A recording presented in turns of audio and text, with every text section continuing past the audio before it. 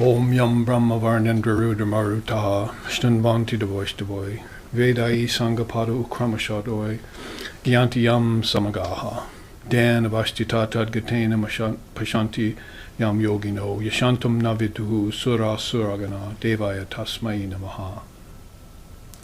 Om Shantihi Shantihi Shantihi. Our eternal salutations to that one who is the truth of life and existence, and whom the devotees call by various divine names. Our eternal salutations to that one whose glories are sung in the Vedas and Upanishads and other non-dual scriptures of the world, but whose infinite and undying grandeur no mortal mind can comprehend. Our eternal salutations to that one upon whom the devotees meditate in the shrine of their hearts, realizing an ineffable presence in their deepest contemplations.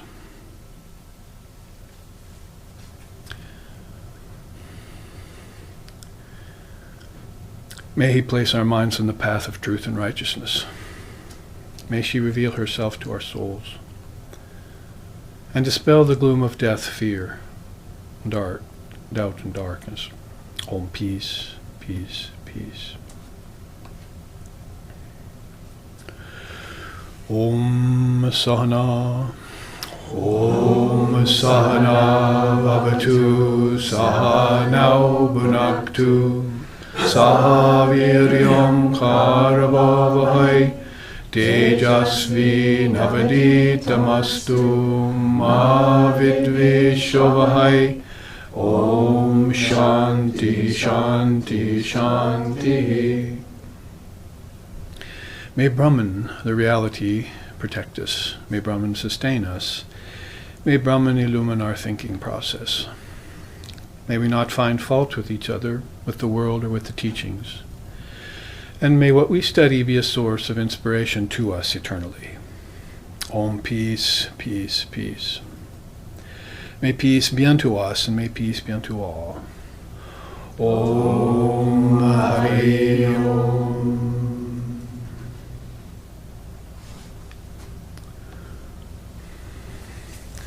We welcome you all here to SRV, Oregon. Over this weekend of Sri Ramakrishna's birthday, this whole week actually, his birthday was Tuesday. We'll be celebrating that birthday of that great, great soul, the great master they call him, this weekend. It's tonight actually, in a puja, and we'll sing the Ramakrishna Chalisa and together and offer garlands and flowers and mantrams and mudras and various divine things that come out of the spiritual realm. Specifically, because there are lots of things which we find ourselves amongst here in the earthly realm, which are common to that realm, but there are some things that are also rather common to the spiritual realm. And as a Western culture, particularly, I hope we're beginning to avail ourselves of those things and use them. As I said this morning here at the ashram, if you find the ashram becoming too much like home, then you should start to have remorse about losing the ashram. To keep that atmosphere is one of those particular things that you have to pay attention to, and hopefully that will then emanate out to the houses around, and we can return to dharmic life in neighborhoods that are more God-centered, no matter what the tradition, as I just chanted. The Upanishads, the Vedas, the Gita, those are scriptures out of our tradition, and we draw from them heavily, daily, whether we're monks or householders. The householders have a little bit more distraction, of course, so they have a harder row to hoe, and they keep spirituality in their lives. Sri Ramakrishna told a story once that there was a humpback, and he was walking across carrying a load and so forth, walking across the city, and busy city, Indian city, if you know what I mean. And wedding processional goes by, and everyone stops to look, and it takes 10, 15 minutes for the whole thing to go by with elephants and everything. And then it goes by and everyone just goes on their way. So Sri Ramakrishna says the humpback, or the man carrying the load on his back, he enjoyed the wedding processional too, but he had to bear this load the whole time. The others were free of it. That's the difference between a monk and a householder. At least the old style monk. The new style monk that we find with the advent of Swami Vivekananda here in the West is also beginning to carry some of that load. Not in the worldly sense and earthly sense so much as the householders who have to go to job where there's a mixed element of people, and believers, non-believers, and my teacher Swami Sheshananda used to say that you're Christian, that you're Hindu, that you're Muslim, or that you're an atheist. All that is a pretense. You are the Atman, you're all one soul, and you're princes, but you're acting like paupers, and you cause those divisions to be enforced. So universality, also one of those things that's specific or particular or maybe even peculiar to the spiritual realm. And we see it evinced and epitomized so well in Sri Ramakrishna Paramahamsa. Before the live streaming audience joined us, welcome to all of you. We were reading from the Gospel of Sri Ramakrishna about his high state of mind and how natural it was to him.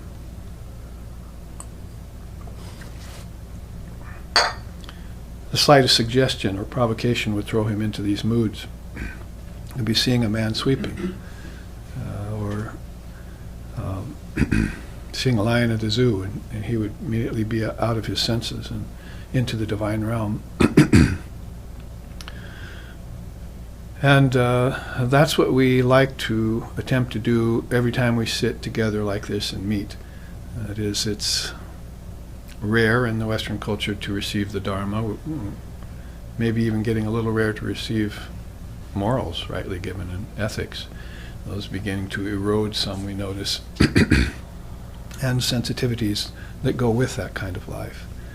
So when it comes to the Dharma, though it's rare, and in the West it has gone in cycles, just like ashrams like this have gone in cycles. Back in the 70s and 80s I used to appear at ashrams and give presentations and music and talks all the time, and they're gone. If I wanted to go and set up a tour amongst them, I couldn't find them anymore. So the SRV is sort of a port in the storm, or a warm cabin in the snowlands, to a lost soul, that if you still want to get the Dharma given to you in a pure transmission way, then you would come to a place like this, as rare as they are. And the Buddhists have held some and resurrected some in the West, but it's a matter of getting the attention of some like-minded souls, as we were saying last night at satsang, and also a matter of keeping up the ideal and not letting it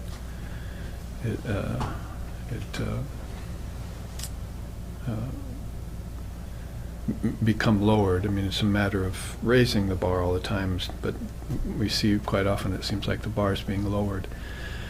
Well, according to people's capacity, that's okay. We have to let all in, spiritually speaking, from babies and children all the way up to mature adults. But my appeal to you all is that we have more mature adults, so that these children will get taught properly and well. And so that means you'll have to cut yourself in the image, make yourself in the image of the Spirit, and that's going to take some doing in a culture that where parents have not raised their children in the Dharma. Like I say, morals and ethics have been about it, and the once-a-week church-going thing, it's not such a bad idea, because amongst the householders, we wish there were more time, and we had less need to scratch for a living at others' doorsteps, big bosses and so forth. But it's nonetheless good that we have once or twice a week together like this, and that the Dharma is the focus of it all. We take the Dharma and then we find our path to truth. Sri Krishna says in the Gita that knowledge must lead to truth. And if it doesn't, it becomes dangerous. If knowledge just sits in its own atmosphere and doesn't go anywhere, you begin to use it for all sorts of frightening things, like splitting atoms and causing war machines to go to other countries and so forth. Knowledge has to go to its highest pinnacle, and then at that highest pinnacle, that's where you see the unanimous sameness of all beings, the homogeneous nature of all beings. And from that standpoint, you can develop a truly universal mind. And the Dharma is instrumental for that. Say you would get off the wheel of worldliness and you get on the next wheel, which is going the opposite direction of religious morals and ethics. And then you get off that wheel and you go to a wheel that's still going another direction called the Dharma. You take the teachings and you commit yourself to a path and a teacher. You realize the teachings, and then that wheel has to then lead to another wheel called sadhana. It's a Sanskrit word that hasn't really penetrated much into the West yet, but it means spiritual disciplines that you do daily. So though you may come once a week or twice a week to your friendly neighborhood ashram and take the teachings from your spiritual preceptor, nonetheless every day you have to be practicing them. And to hold a sadhana or a spiritual discipline for yourself is how you cut yourself in the image. And over time that transformation takes place that's all inward. And nobody recognizes it in you outwardly. As she was wont to say, Shisharda Devi, why have you come to see me? Have I grown two horns? So she meant her spiritual transformation had all taken place inside, and that people began to call her the Divine Mother of the Universe, or an emanation of Mother Kali in this age. Even Sri Ramakrishna called her that. Was really due to the fact that she practiced deeply, daily, and became perfected in various spiritual arts, some of these very specific principles and practices that belong specifically to the spiritual realm, say like japam, that is recitation of the Lord's name on the beads, which is a universal practice in most religions. Sometimes they call it chanting the names of the Lord. So you get an ishtam and you get a mantra and you recite it inside, and over time it causes a revolution, it purifies the subconscious mind. You call that the subtle mind.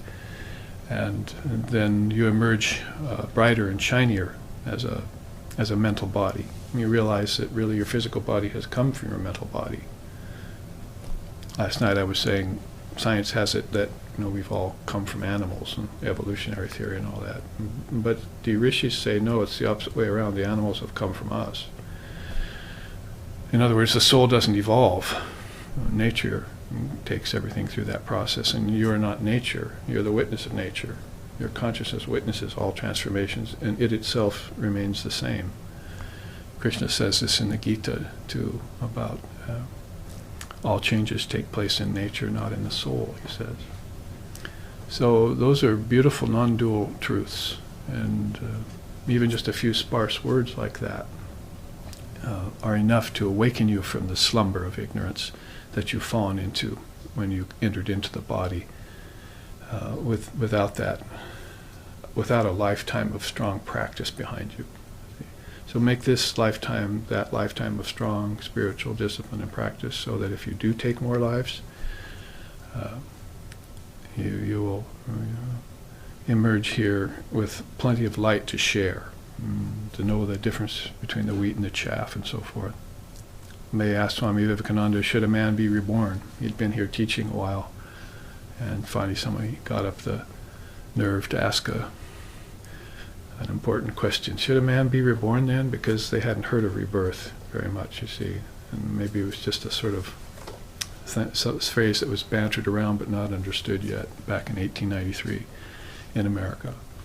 So they started to think about rebirth and how much sense it made, how it made sense of all things, really. The way people are isn't just random, or it's not given by some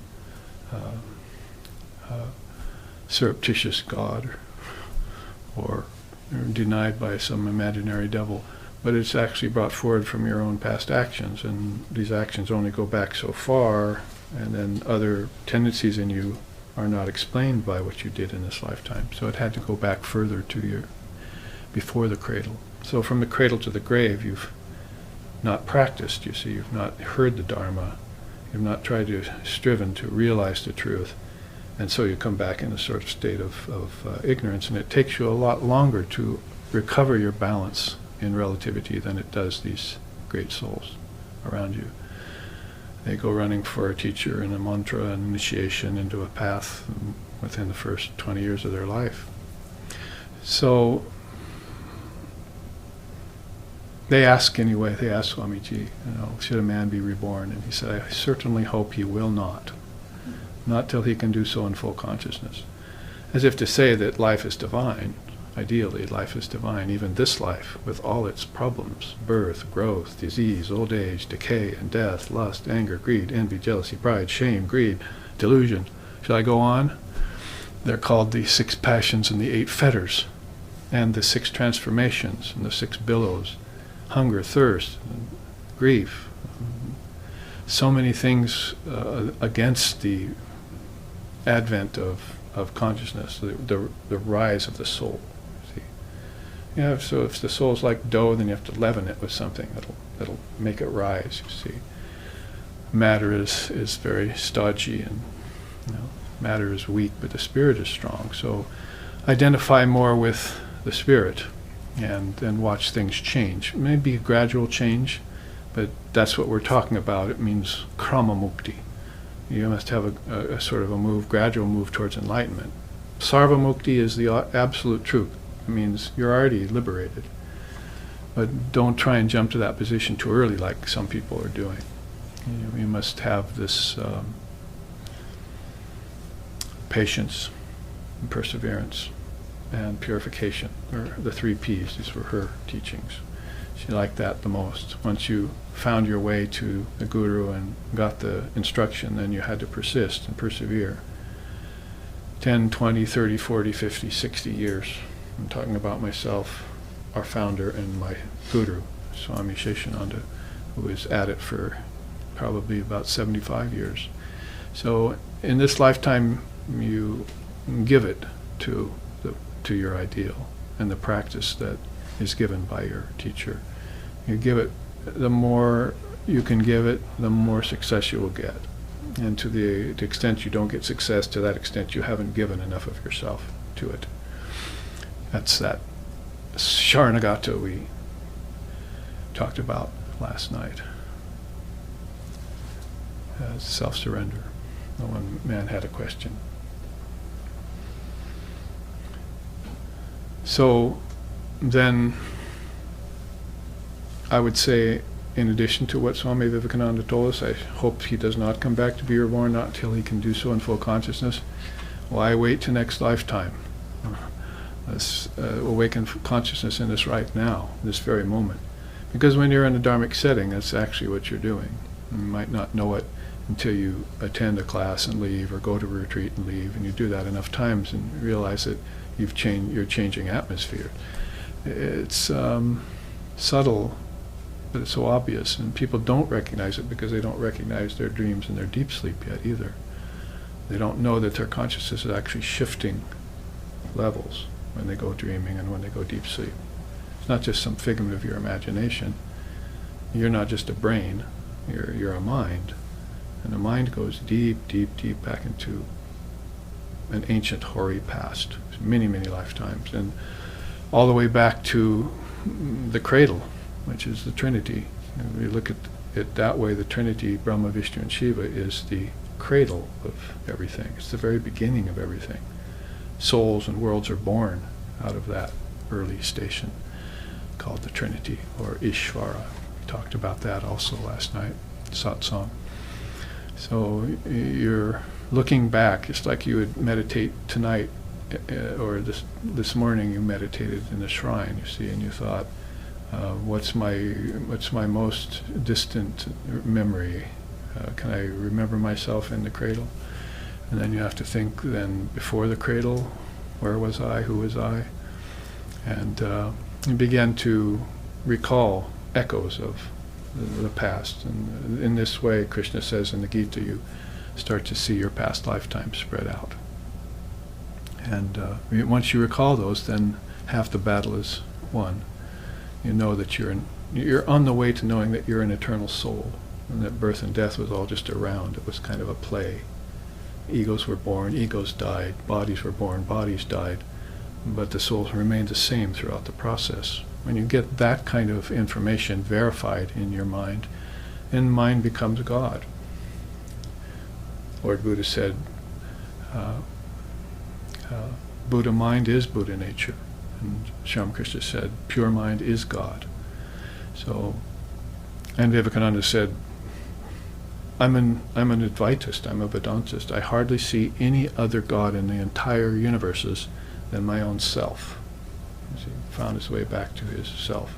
That self that Jesus talked about was residing over the kingdoms of heaven within. So that's, of course, grounds for total revolution of everything in life.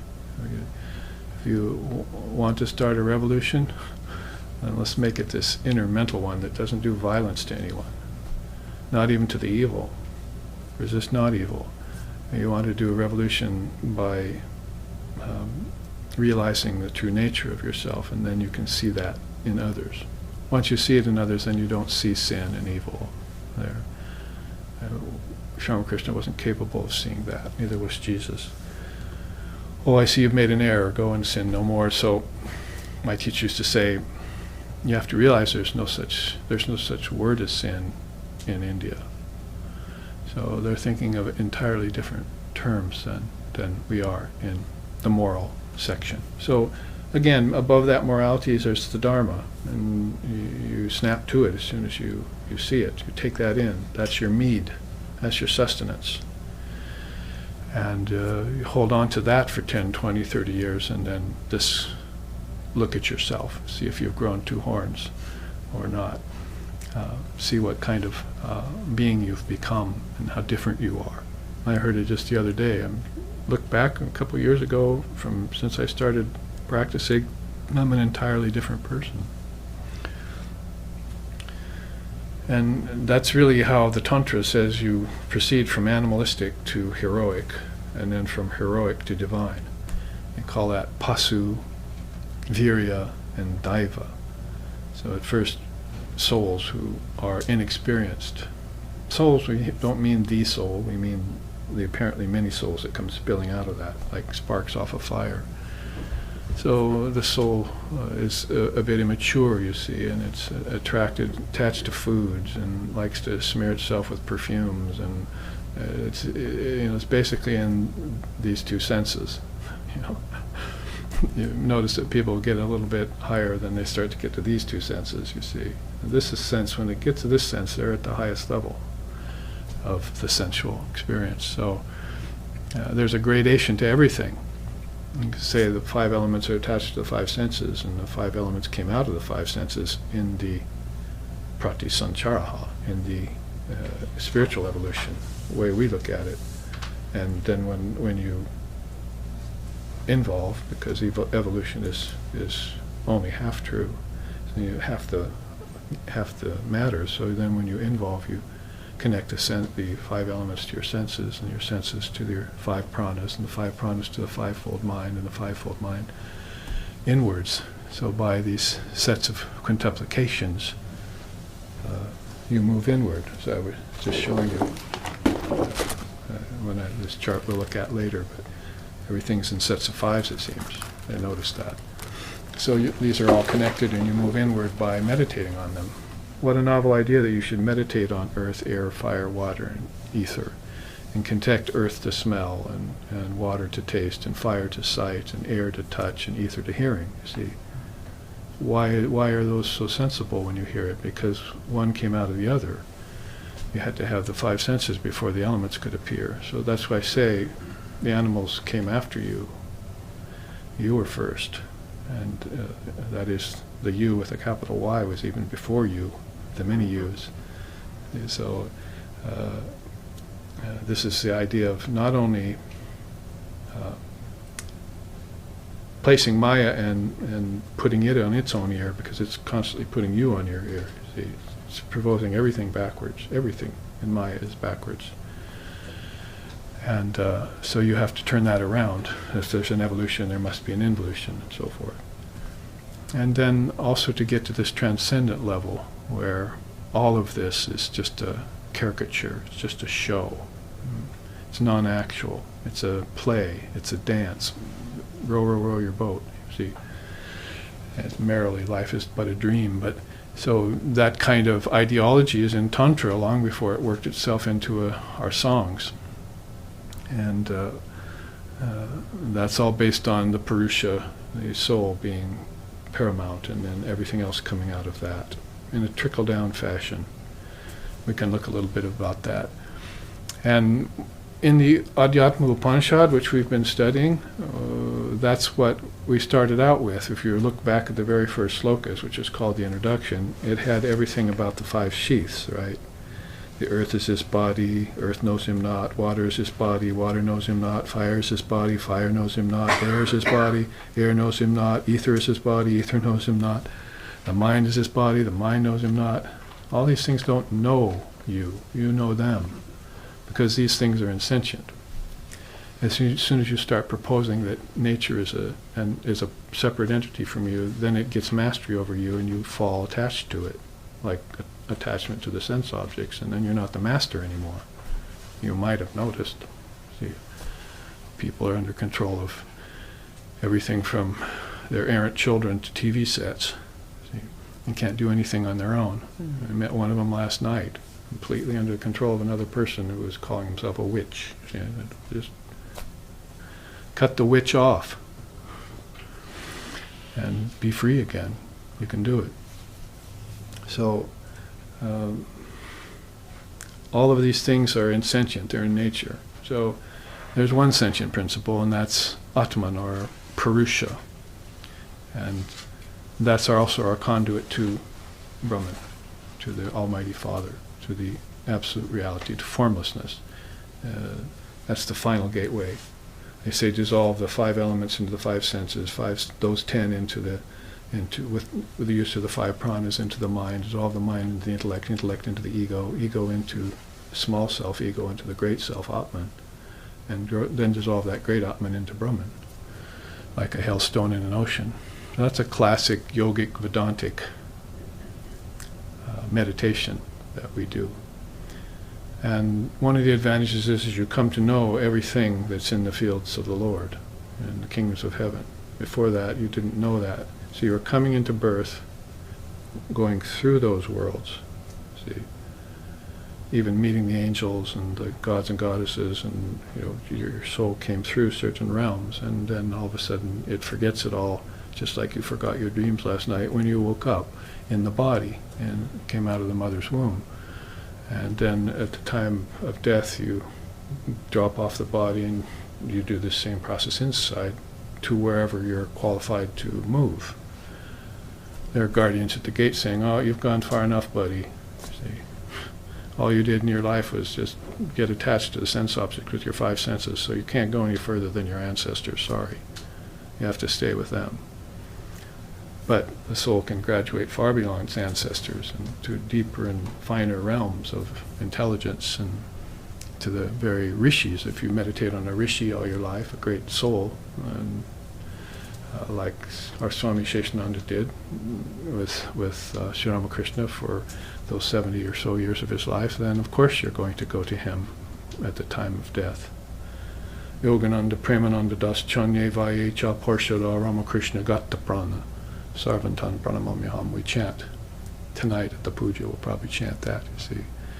All those great 16 souls there, Yogananda, Premananda, Brahmananda, Vivekananda, and so forth. The 12 apostles of the modern age, numbered 16. See. They all have their life forces merged in Ramakrishna. And they made sure of it when they were living. So, and Holy Mother said, he's created a new loka inside for his devotees, who are now about 6 million strong, by the way. We're a big family, although there's only a dozen of us here, and down in San Francisco and so forth. and a few strewn about in other cities in India. We're a very large family of Ramakrishna worshippers. So, and gaining ground all the time, because divine life is beginning to be favored over earthly life, see, and definitely over worldly life. I'm making a distinction there. Worldly life is just insouciance and attachment, but earthly life is just appreciation of nature and living like a child, see, yeah. Naive, innocent but naive. But dharmic life is where we are. You see, we take these teachings and it reinforms us as to the nature of both reality and relativity. I speak about relativity, relativity, relativity, evolution, evolution, evolution. See, like old women, around their laundry or their sewing machines, you see, evolution, evolution, evolution, relativity, relativity, whoever speaks about reality and whoever tells you about involution, only the spiritual preceptor will tell you about that, and make sure that you understand it so that you can lift off the air balloon of the mind. See? Cut these bags, these sandbags, and let them drop. And the mind will just naturally buoyant, you see. Buoyant mind, original mind, Om, O-M, it's buoyant. It rises when you cut off those sandbags, but you have to give it some time. Mind has to position itself every time consciousness shifts. See, the quicker you can position yourself in a shift of consciousness, the Buddhists say, the better off you are, you see, in your meditation practice. That's the same out here in your actions. If a bad action happens to you, the quicker you can regain your balance, the better, right? You're less apt to do something that puts you in prison. I go to prisons and teach and talk to people about what got them in prison, and it's just some knee-jerk reaction, as they say, that got them there. They're just like you and I, most of them. Some of them have gotten a little bit less out of control. The mind has become scattered. But in this outer prison called the world, too, there's a lot of people we have to be careful of. That self-surrender to God is very important. Sharanagata. Sharanagata dinarta paritrana parayane. We pray to the Devi, Divine Mother of the Universe, that she help us effect a 100% self-surrender to her. And as she's in charge of these worlds of name and form, not God. Holy Mother used to say, not even God can harm my children. She's probably pretty safe in saying that, because God doesn't come into these worlds. We were talking about that last night at satsang. To us, in Vedanta, God doesn't come into the world. It's like John saying, no man hath seen God with these eyes. So he's saying, Jesus told him, there's no God here. What are you talking about? But what did religion do in Jesus' name by pulling God down to this realm? Making him responsible for good and bad. That's why people have these unanswerable questions. How could God do that to me? Or to that country? See, God had nothing to do with it. Don't drag him here. She used to say, you cannot praise and blame God for all the things that happened to you. You should not do that. So she's already asking you to step off this naive, childlike, superstitious, sentimental level of pseudo-spirituality that you're living in. See? The new age. See? And get real and get practical and get strong. Get bold, as weakness is the greatest sin, or the only sin. So when you're informed with the Dharma, you're armed to the teeth. See, you know what that means, right? Pirates come on board. They're armed to the teeth. You know why, right? They have the sword in their teeth so they can swing. You see, he's armed to the teeth. See, so you have to, in your very mouth, you have to have not the net of Maya, like the fish that's sunken in the deep sea, already caught, but thinks it's free in the mud. But you have to have the sword of Dharma. That's the non-dual sword of wisdom. And with that, you cut down and you cut up. She cuts down and cuts up. And you want to be right on the edge of that sword. After you've surrendered yourself to her, then she takes you as her own, and you see the death and destruction of ignorance. And when worlds get destroyed due to Lord Shiva's presence, then you're not affected. Krishna says that in the Gita. It is that one of even mind that is never affected when worlds are created and worlds are destroyed. They stand free and clear of that process. They just witness it. Just like you would see a child popping a balloon. Maybe a little shock at first. Then you realize that nothing happened, you see. Souls were never born, so they couldn't die. It was all a projection out of the great mind. So in this sadhana, you use your sadhana and your meditation to get to the great mind. First you get to the collective mind, and you say, ew, it's almost twice as bad as on earth, you see. That's really a cycle you want to get off of, but then you can't do anything about that, that's what I'm saying. Here you can do something about something, if you want. The collective mind, forget it, see. You're going to have a lot of strength for that. But if you get to the cosmic mind, you'll see the source of projection. Projectionism. Sankalpa is the word in Sanskrit. We search for words in English to try and describe these great principles that India has used for thousands of years, words they've used for them. And we have to come up with something like, mental impressions, or, to describe past births, and psychoses, and things like that, or sankalpa. See this? So mental projection via desire by hundreds and thousands, millions and billions of souls are in that bag. So it's causing a huge groove in the collective mind, along which run two streams, one towards bondage and one towards liberation. Very few souls get on the stream towards liberation. That's called Koivaya, Prag Bara. Koivaya really means isolation from nature. So you're beginning to see already, when you define a word like that, what they mean by freedom. You'll never be free in nature. It means you'll never be free in nature because it's what produces forms. And that is, the actual forms come out of nature, and you're the one that's fashioning the forms using nature, you see. So there's two forces there, one insentient and one sentient. And as long as you're engaged in sankalpa, then you'll never be free. You can get free and then come back into nature. Come to my retreat next weekend in Seattle called Advaita Vedanta and Jivan Mukta, and you'll see some of these amazing souls who extracted themselves from the samsaric process, that is, got off of that stream of bondage, and they placed themselves in this stream towards liberation and never returned. Like Krishna saying in the Gita, there are two ancient paths, Arjuna. One, I will show you them. One is how they go, never to return. And the other is how they go to return. One's the sunlit path, one's the moonlit path. And this is how people get in and out of the body in a very basic, generalized subdivision. See? In those two subdivisions, there are many, many worlds with many, many streams, rivers, flowing towards those two major nadis. And maybe towards the third, that's the end of all transmigration, right up the middle. The two are going around like this, you see, and coming down that way too.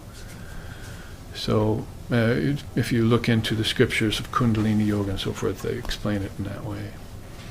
So the air does not know him, the ether does not know him, you, that is, your body does not know you, your mind does not know you, but you know them, or you should know them.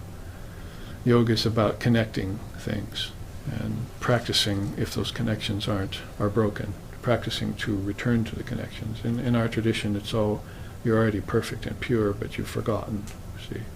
It's not like there's a sin or a black mark in which you're eternally this or damned or whatever, but you've just forgotten your true nature and covered it over with coverings like body, energy, mind, intellect, ego. They're called the five coverings. So he starts out that way, to give you a really quick run-through of the beginning of this Upanishad. We meet twice a week when I'm here and have a retreat, but then in between my visits there's sometimes 2 or 3 months absence where I'm other places, so we always have to refresh ourselves. To refresh ourselves back to the present moment, we stopped at Sloka 39 and 40. I do have some Upanishads, the break if you want to take one of these, and only take it if you're really interested in pursuing it to the end. As we've been going about it over 39 or 40 slokas now of the entirety, which is 64 slokas. So we're past halfway, and or almost to halfway. And we will begin with this chart since it's up. There's sloka 39 relates to us. When the load of innate impulses gets dissolved without residue by means of the cloud of virtues, and heaps of karma, good and evil, are totally eradicated, that which shines forth immediately, unobstructed, yields spontaneous awareness, as clear as the fruit in the palm of one's hand. It's a nice long sloka with lots to digest and consider in it. If we take it apart slowly, when the load of innate impulses, that is, these actions you've done in past lifetimes that are hidden back in the subconscious mind, that when they fructify cause you pain, pleasure, and mixed pain and pleasure. These come up in life all the time. People just say, oh, that's life, you see. But this is coming from a source. Everything here is based on cause and effect. Science has that right. But what science doesn't know yet is the cause for the physical action starts in the brain. Psychology knows that in the West. But what psychology doesn't know is that, since Freud and Jung never pursued the past lifetime scenario, is that these impulses actually go back to the mind, not the brain. And the mind has this whole store of impulses in it that are going to fructify. So when this load of innate impulses gets dissolved without residue, like my teacher's name, Asheshananda, no residue. This is the bliss of having no residue at the end of his life. By the means of the cloud of virtues, and that's called Dharma Mega Samadhi. Notice the first word, Dharma. My whole first 15-minute opening was about Dharma and its import. So when you hear the Dharma and you begin to bring that forward, and it takes the throne away from just mere morality and ethics or conventional religion, then you're starting to be a practitioner. You say, well, maybe I can do something about my situation here now that I'm rightly oriented. The real problem with all of life really is wrong orientation. You're not starting off on the right footing. See, your parents didn't start you off on the right footing because their parents didn't. That is, they didn't tell you your soul's immortal.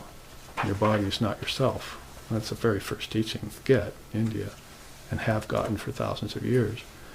Well, you have 3 bodies, not one. And there's all sorts of things that you weren't told, you see. And there's a few among us who didn't need to be told those things. True. And those are more adept souls, and they seem to snap to right away.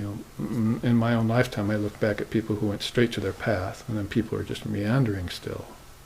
Seeing others that are bumping against a certain path, and that doesn't feel right. They go to another path and take another mantra and another teacher and so forth. But those more efficient souls have left their last lifetime. I have a chart on that, actually. Left their last lifetime. Why not just take it?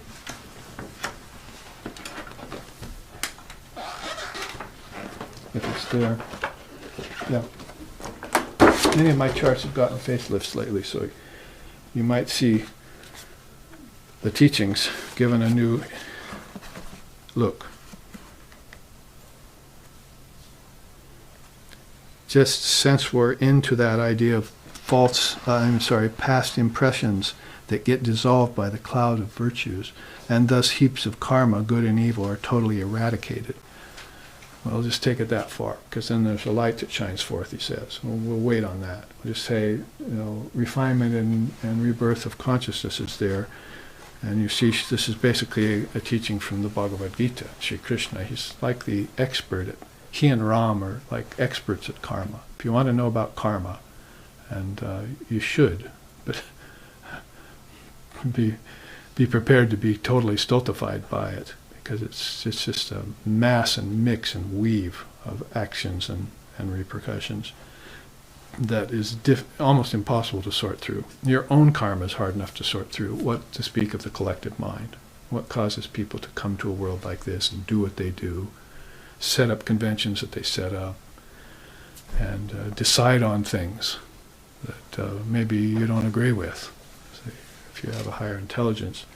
So there's a process to this, and Sri Krishna talks about it in the Gita. He says, among thousands of beings, scarcely one strives for perfection, and among those who strive and succeed, scarcely one knows me in truth.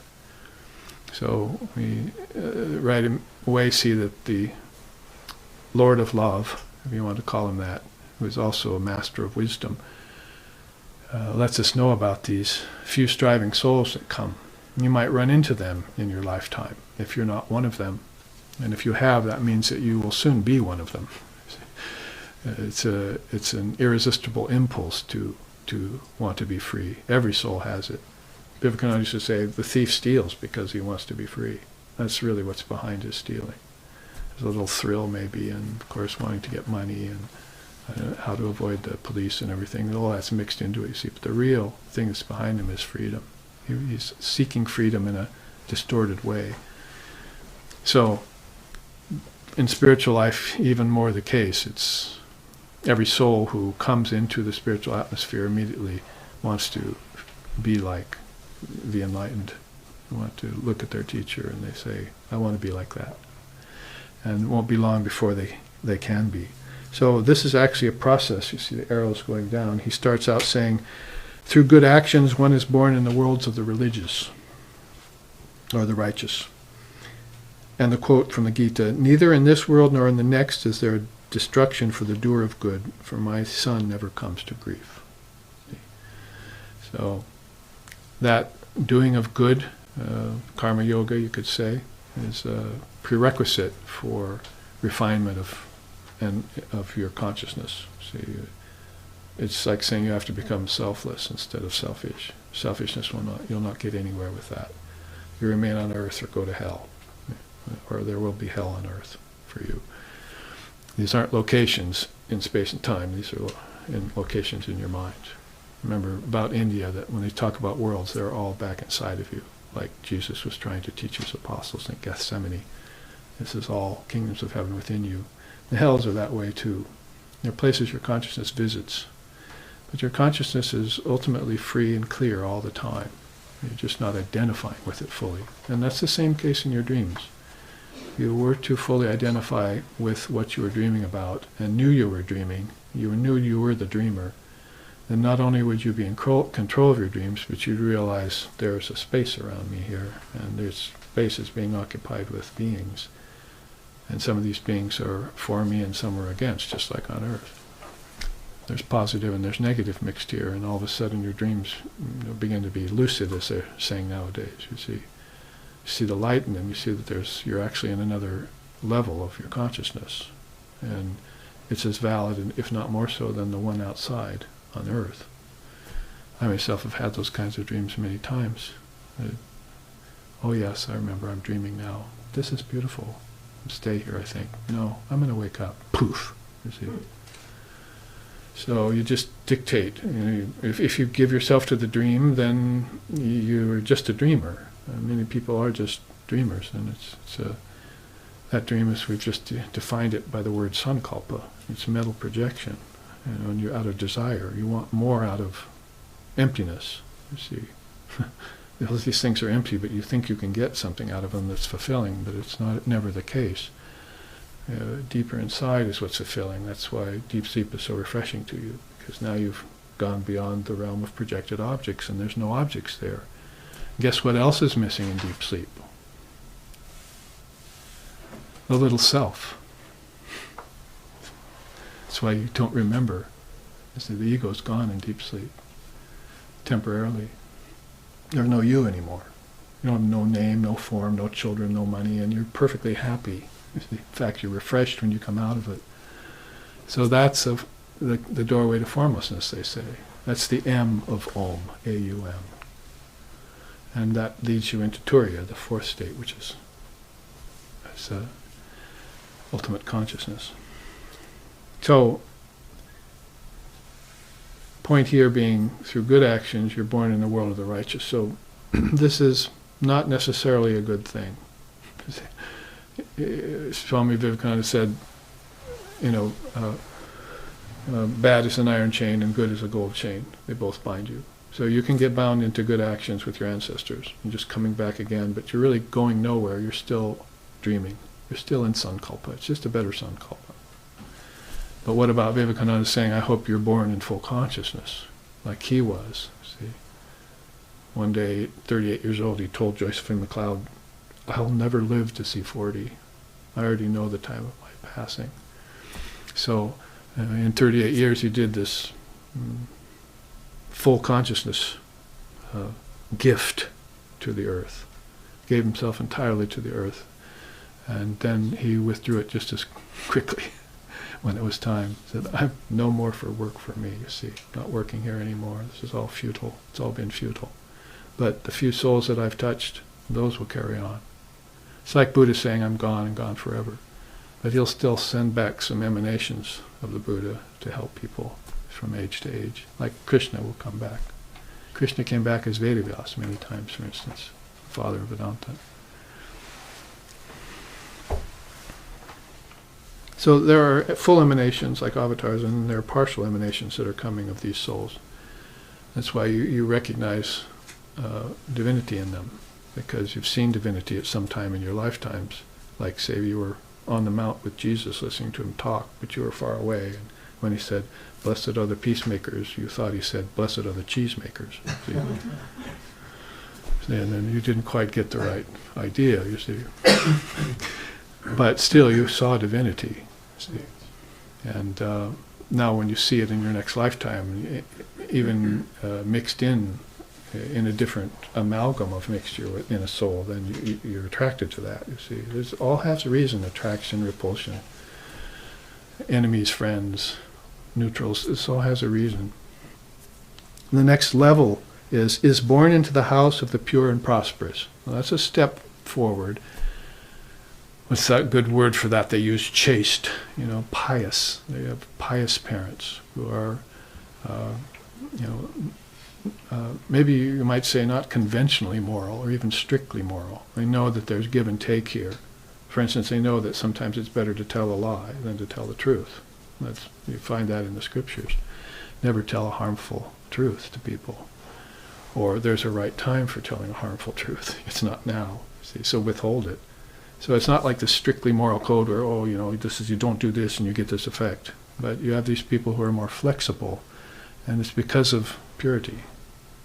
They're forgiving, not damning or blaming or fault finding. You have these very fine people. If you look into the direct disciples of Ramakrishna who are lay disciples, and you look at their parents, you'll find a host of these kinds of people. They were so good. And it reminds me of my trip to India a few weeks ago, that when I was there, I was seeing, how some of my devotees there and some of the devotees of the Ramakrishna order too were all just so withdrawn from the whole hubbub that's going on there. Oh, we never even go out. Well, we don't have friends. See, because the whole world's gone mad. We just stay in, we study, we go to an orphan school that we started, and we help the people on the street. We go home, and we just stay inside of, like the Jains, we just stay inside of our own little periphery here. We don't create any karma, and we don't get upset by what goes on in the world, and don't get caught up in that river of souls that are rushing towards materialism. Everyone wants to be Americanized, and there's no resistance against it. So there's these certain people who are they're pure and prosperous and pious. They just, in fact, you might even say they're prosperous because they've stored up their wealth in heaven, not on earth, and that sustains them. Whereas the wealth on earth is always betraying them. See? Numbers and bank accounts. The next level of refinement of consciousness, and he's talking about a series of births. That person, that soul, that man, that woman is born who seeks knowledge and is born into the family of yogis. And the quote is, or one is born into a family of wise yogis or rishis. A birth like this is difficult to obtain in this world. So we look back at our own situation, we find it's true. Could not call my parents yogis. No way. They were very good parents, but they weren't specifically religious, and that was a good thing. Because I've seen people who were born with religious parents who are very messed up, and they're coming to me to find out why they're messed up, you see. So conventional religion has its downside, no doubt. I didn't read the quote here under born in the house of the pure and prosperous. Let me backtrack a second.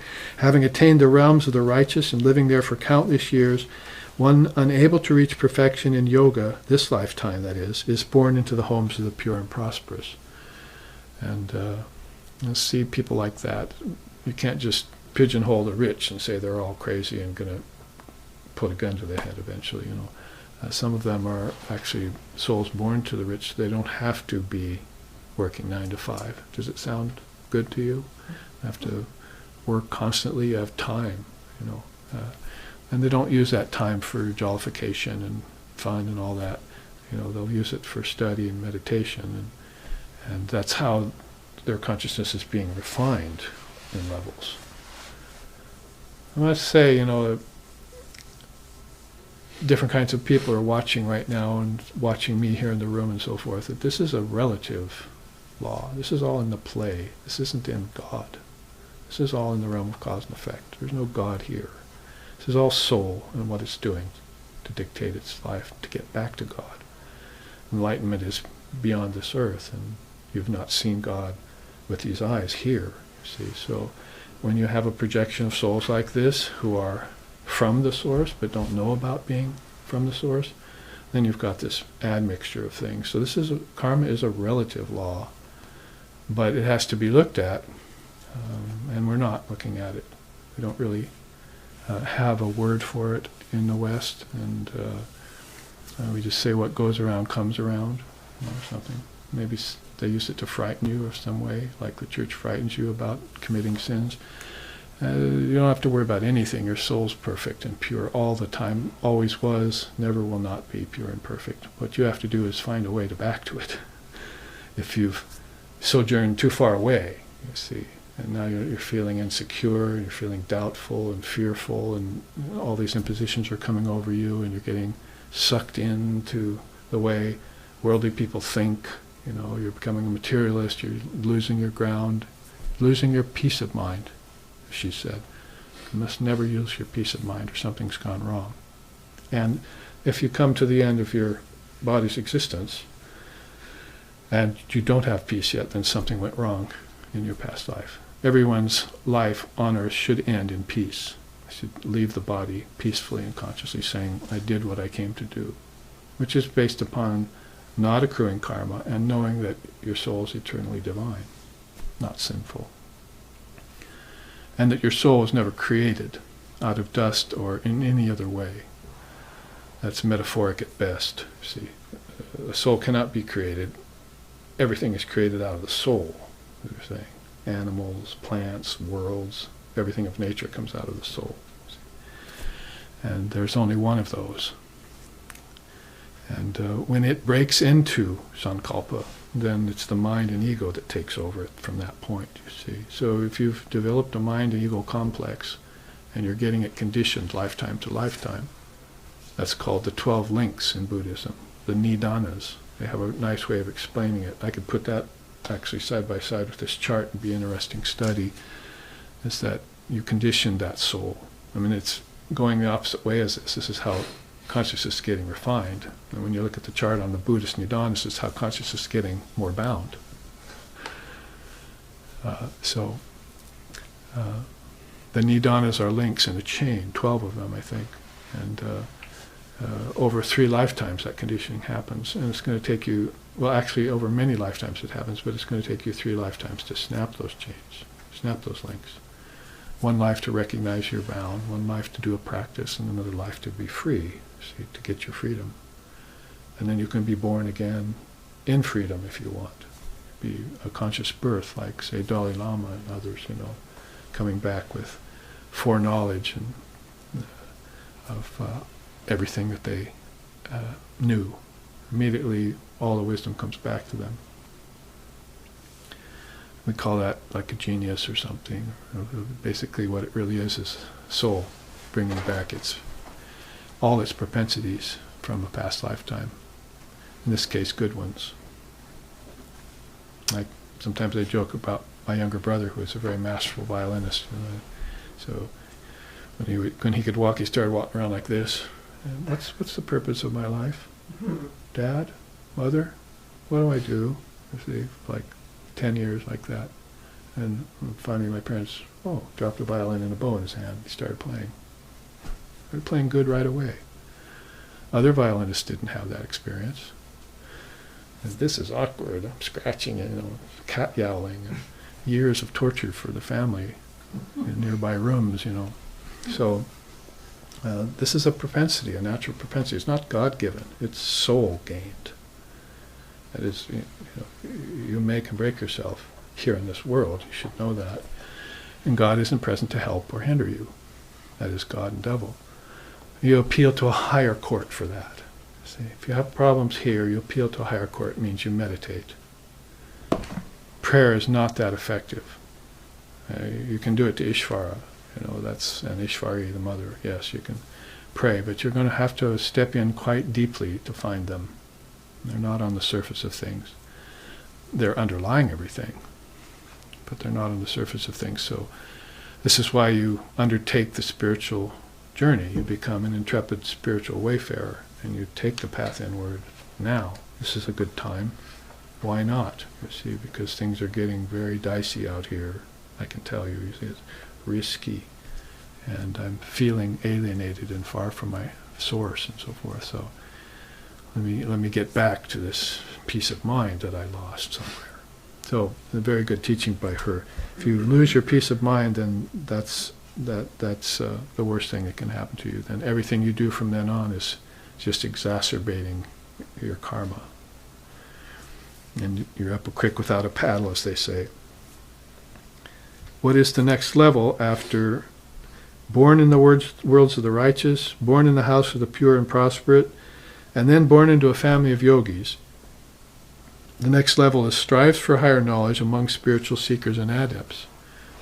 That is, you can be born to a family of yogis, but that's a very fortunate birth that you may have earned, or it may have been a great boon upon you. You may have managed it, but you still are not a yogi yourself, so you need to be practicing in the atmosphere of spiritual seekers and adepts. That's called a sangha. Satsanga was last night. We talked about truth in a group, a sangha, satsanga.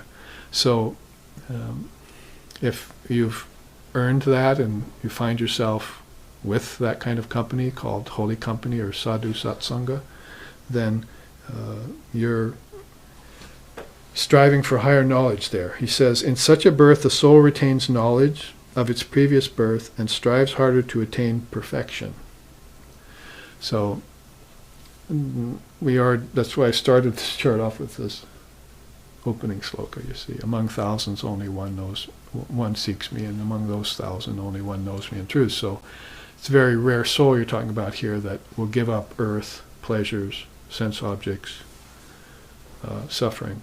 Many people love to suffer. Vivekananda made that statement. You're trying to help these people. Oh, we don't want you to suffer. And they say, go away. I like my suffering. It's my suffering. Might be all they have. It's what they're clinging to. And, suffering is really better than pleasure as a teacher. Krishna says that in the Gita too. He says, what you want in the beginning is what is sour. It turns sweet at the end. But what is sweet in the beginning, you should renounce that, because that turns sour later. So, go ahead and embrace your suffering, the yogis say. That's a teaching in yoga by Patanjali, the father of yoga, is that you want to embrace that, face it off, and then learn how to neutralize it and rise above it. Otherwise, you're running away from it. It just gets worse. And finally, you have this penultimate level, or almost, where it says, transcends rites and rituals and seeks after yoga. Vivekananda made an interesting statement. He says, I like all of spiritual life and everything we do, but one thing makes me a little nervous, the worship room. Because he saw that had a tendency to turn people toward rites and rituals only. And they make of that, for instance, in conventional religion, they make of that kind of everything and all. And so another time he said, it's good to be born in a church, but don't die in a church. So if you're working your way into subtle levels, then you're not going to want to get stuck in rites and rituals. The Upanishads sometimes say that's a deeper, darker hell than just everyday life.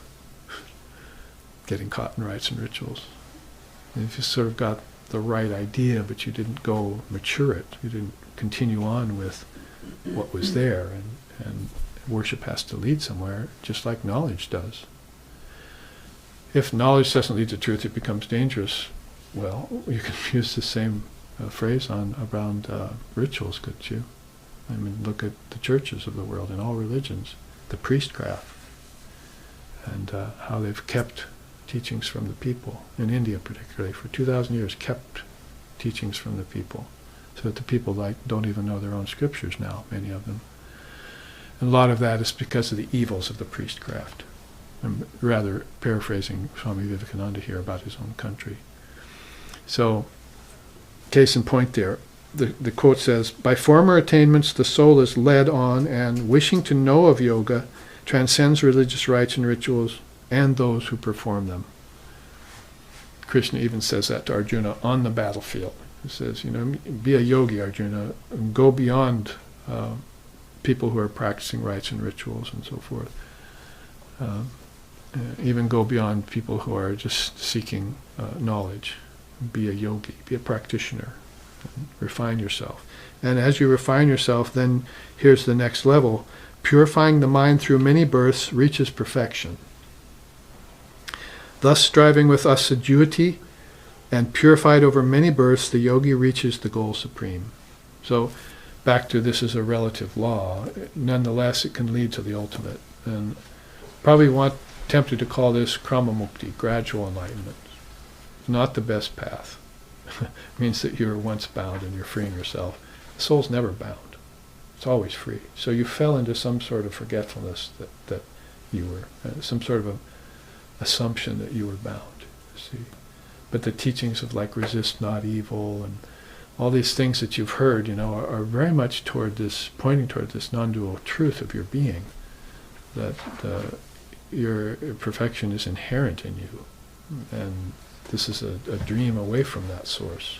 Life is a dream away from that source, which is why we quoted last night, for instance, and Christ said, "Those who hate their life will get it again in eternity." So those who love their life, they're fecked, as the Irish say. They get attached to rounds of birth and death in ignorance over and over again. That's called samsara, or maya. So hate your life means you hate all the limitations that are placed upon you, all the restrictions, all the evils that are done, all the trespasses that are made against you and others that you love. That whole thing becomes a morass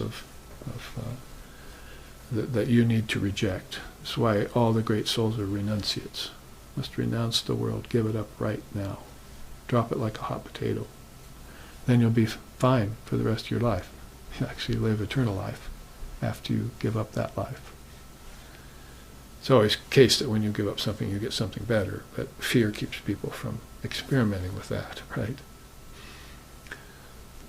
I don't want to give this up. This dented tin pot is very precious. There's not another one like it anywhere. So they get attached to any small thing. I'm using her words. She saw people who couldn't give up even the most paltry of things. And I think today, if you want to bring it current, give up your job. If you're not happy in it, give it up. Because a better job is waiting for you, and that you're not giving that up is causing you to miss that opportunity. That's how free you must be and fearless you must be, not only as a soul spiritually, but out here in this morass of change that we call Maya, or life, conventional life. Always be free and willing to take those next steps. Is there anything beyond reaching perfection? Yes. I mean, India is always going beyond the beyond. Swami Beyondananda even says so. So you live as an adept yogi, and exemplifying the supreme goal. So you come back as an exemplar.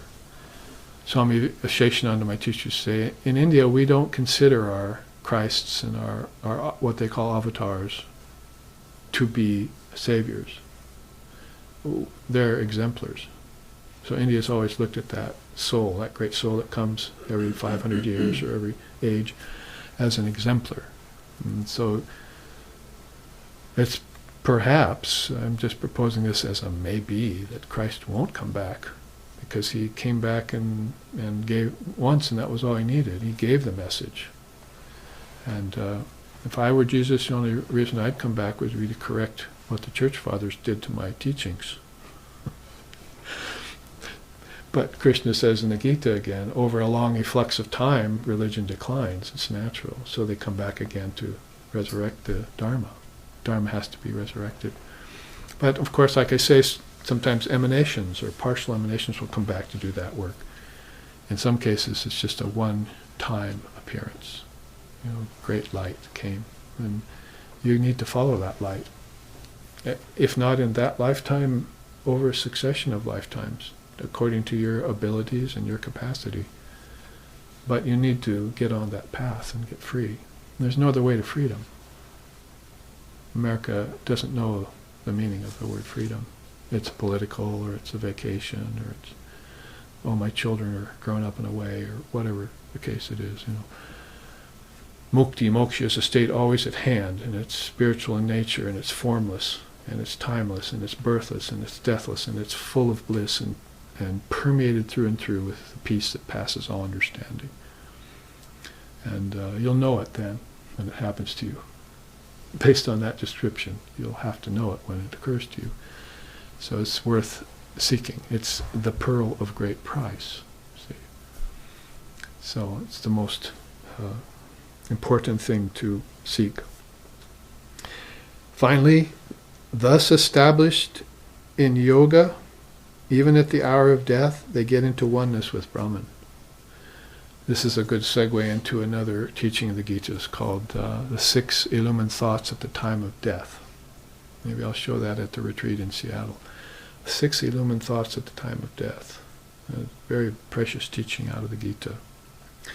So, as you live as an adept yogi, Krishna says, the one established in yoga is deemed to be superior to ascetics, to men of knowledge, to those versed in the performance of rituals. Therefore, be thou a yogi, Arjuna, steeped in yoga, which I paraphrased a few minutes ago. So, this chart brought to you by Sri Krishna, the Lord, and all on the subject of karma and rebirth. Coming out of Shloka 39, in which, if we reread, says, when the load of innate impulses, call them samskaras and karmas, get dissolved without residue by means of the cloud of virtues, that's spiritual practice, and heaps of karmas, good and evil, are totally eradicated, that which shines forth immediately unobstructed yields spontaneous awareness. That's how, if you just have a great light and it's buried under something, and all of a sudden you strip off that covering, it's immediately brilliant. It was even shining underneath that covering, like darkness in a cave 1,000 years. Goes away immediately. If an explorer brings a torch in, right, it doesn't take 1,000 years to go away. So you're holding this darkness for many lifetimes without knowing that you are God. You're God walking around on 2 legs. That's a quote from Swami Vivekananda. Mankind is God walking around on 2 legs. It'll be better for all of us when he realizes that and quits looking up for some help in the sky. Bluegrass, we used to play bluegrass, you see. We were classical musicians trained with violin, cello, and so forth. So as we say, okay, time to take a break from classical, and we pick up a guitar and a banjo, and of course the fiddle is already a good bluegrass instrument. We sit down and play. Oh, I'm going up to the spirit in the sky. Going up to the spirit in the sky. Oh, stop. There's no spirit in the sky. What are we singing? The spirit's in you and I. That's why we can play fiddle and banjo and guitar, because that spirit is in us. There's nothing up there but 3 elements. You get better down here, you get 5. So preoccupation with outer space, see, and no knowledge at all of inner space. That's the predicament of the Kali Yuga humanity today. They're entirely infants in spiritual science. They're puerile and immature. And if you try and talk with them about higher truth, they're arrogant. They resist you. My teacher used to yell out at his own ashram, "Arrogant Americans," trying to get this truth across to them, and they'd say, "Oh, I know better than that. My ego knows better," is what they were saying. But they're not listening to a Jivan Mukta standing right in front of them. So if Christ did come back, would they listen to him? Would they recognize him? My teacher used to say, it takes a jeweler to recognize the value of a diamond. Where are the jewelers then, nowadays? So you have to cut yourself in the image. You have to be a diamond cutter. There's a beautiful Zen koan. Woodcutter suddenly realizes he's a diamond cutter. Basically, he's out in the wood, making a living, and in the middle stroke he goes, "I'm the Atman. I'm Buddha nature." See? Immediately realizes he's the diamond cutter. So he starts working on that. Because it only came back on him for a moment in mid-stroke, you see.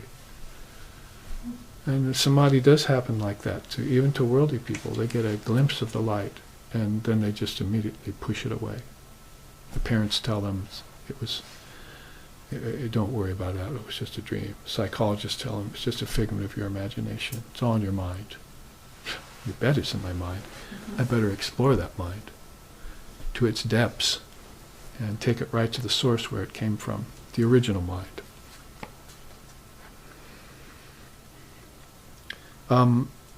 We're not through with, actually this is a long sloka because it's 39 and 40 put together in this particular rendering. So let's look at Holy Mother's teachings. We have about 10 minutes before we have to take a break. We can at least introduce ourselves to this beautiful chart on the 3 factors of enlightenment.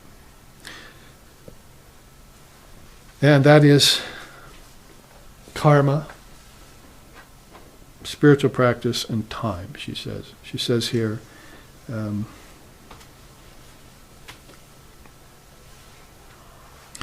perhaps one practices japa, that's the beads, mantra on the beads, and austerity in this life. In the next life, one intensifies the spiritual mood, and in the following advances it further, and thus further spiritual evolution goes on. It's just right out of Krishna's teachings. It's India.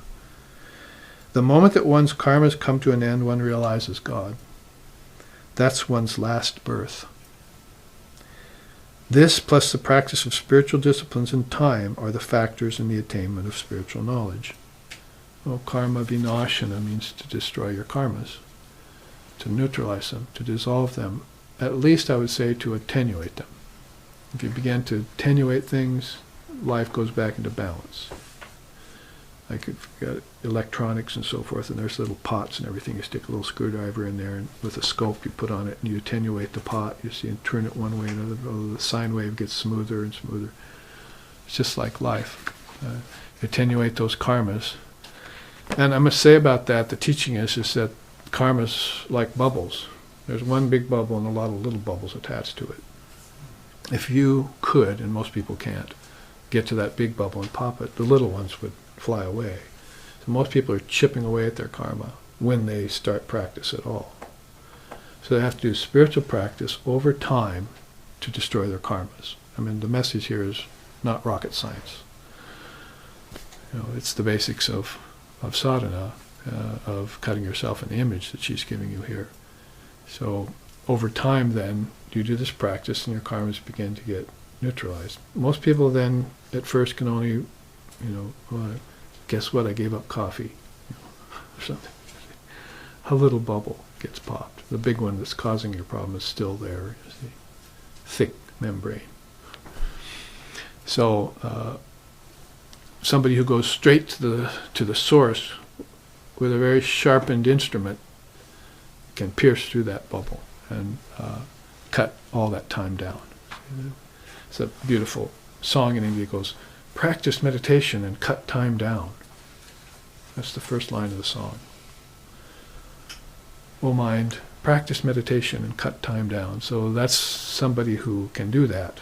Like I said earlier, some souls come into life and they're already fairly adept. They're somewhere along this trajectory, somewhere further along, you see. So they already have some tools. They already have some esoteric knowledge in their possession. And it doesn't take them long to apply it to any karma that's there. I mean, she puts it pretty clear here. And other quotes, she also cites desire. Is that desires are building your karmas. So it's pretty clear how your way out of it then isn't that convoluted, and it's not that covered. She's prescribing here these 3 factors of enlightenment are the way to begin your journey. If you feel impeded, if you don't already feel free. So let's go to the top again and read some of these other quotes of hers. Under karma, she says, human being, today it is, tomorrow it is not. No one will accompany a person after death. Only action, good and bad, will follow, even after death. So what's causing you to go in and out of these reincarnations is unresolved karmas. You wouldn't come back here to this horrible world, which Krishna calls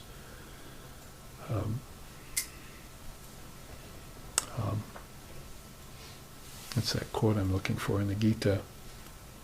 This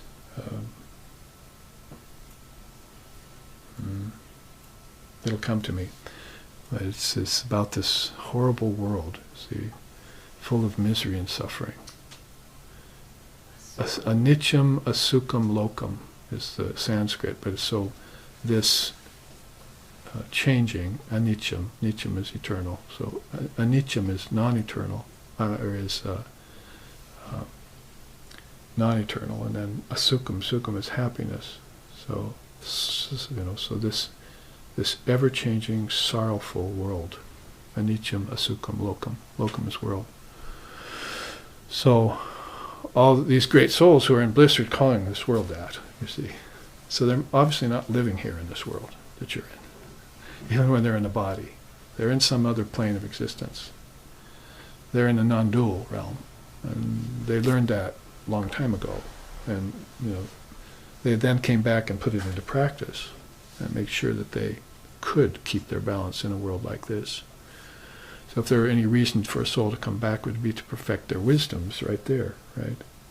That level of refinement. They've already got their one conscious death. They had their one conscious lifetime. Well, I think I'll go back there and test it. Where's the best place to go for that? Earth, planet Earth down there, out there, you see. The furthest flung planet, full of 7 or 8 billion fools. That's where I'll go, you see.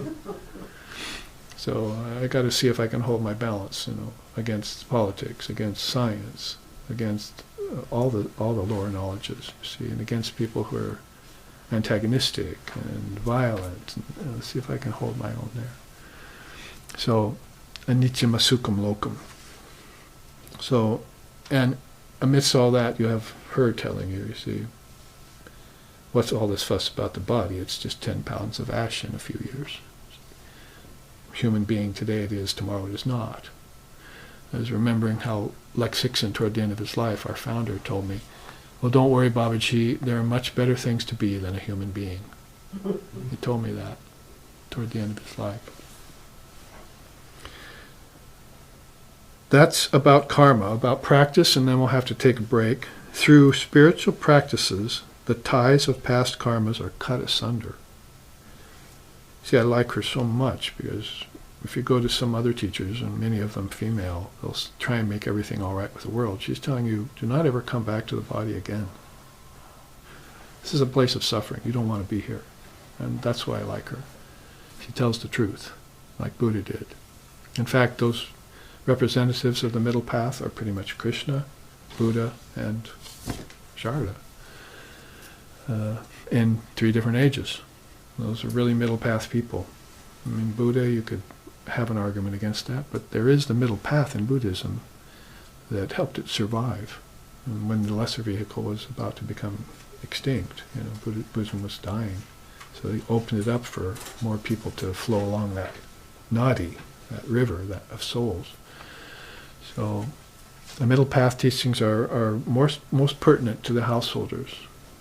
If you were at a monastery right now or in an Advaita ashram or something, you'd be getting non-dual truths and that are very sparse, and you'll have to be meditating on them in silence all day. But the Dharma here is for those people who want to perfect themselves.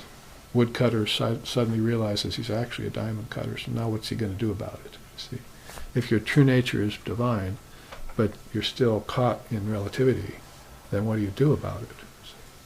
That's a conundrum. A lot of people don't solve that puzzle. They just, oh, all right, my true nature's divine, and they walk away, you see. I'm glad of that. But karma is still coming. Even after death, she says, it's coming.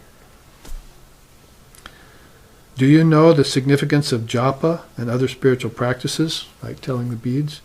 By these, the dominance of the sense organs gets subdued.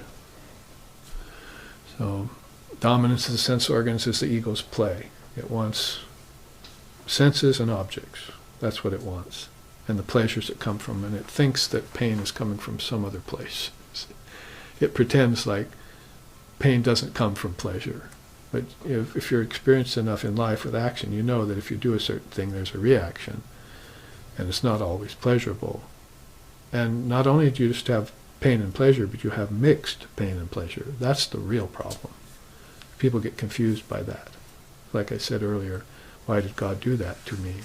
Or do that to them or something, you see.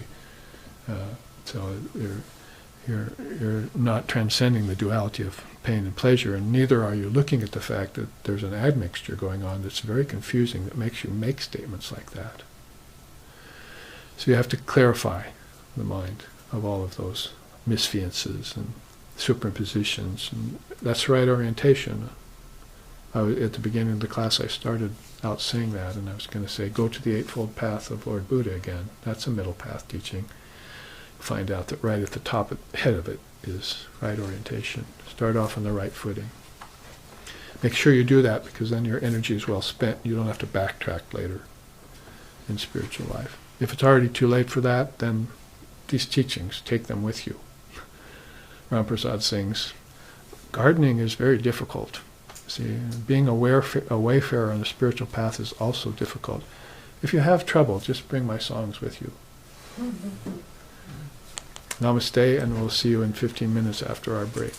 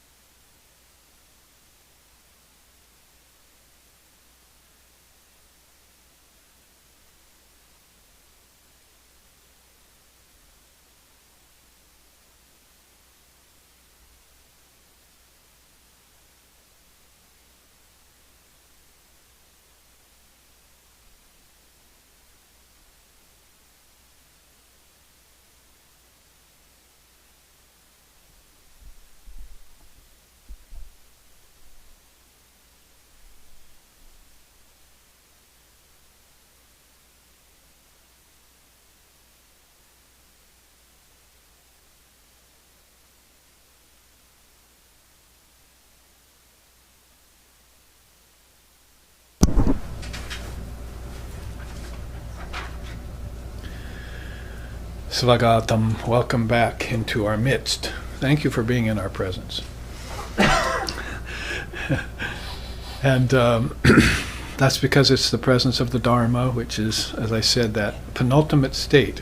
If knowledge is left short of truth, then it becomes dangerous, as we see by all of our knowledge systems, where they're heading us in this day and age. If not towards violence and destruction and domination over other races, which are all occult powers in the old sense of the term, then towards insouciance and jollification and mundanity and surface living that's never fulfilling. So the Dharma strikes a blow at all of that. It's not the highest, and of course you need to practice it once you hear it, but it is the next level. It's the next higher raise of that bar we hear about, especially for the Western culture, that has an opportunity because of its opulence and its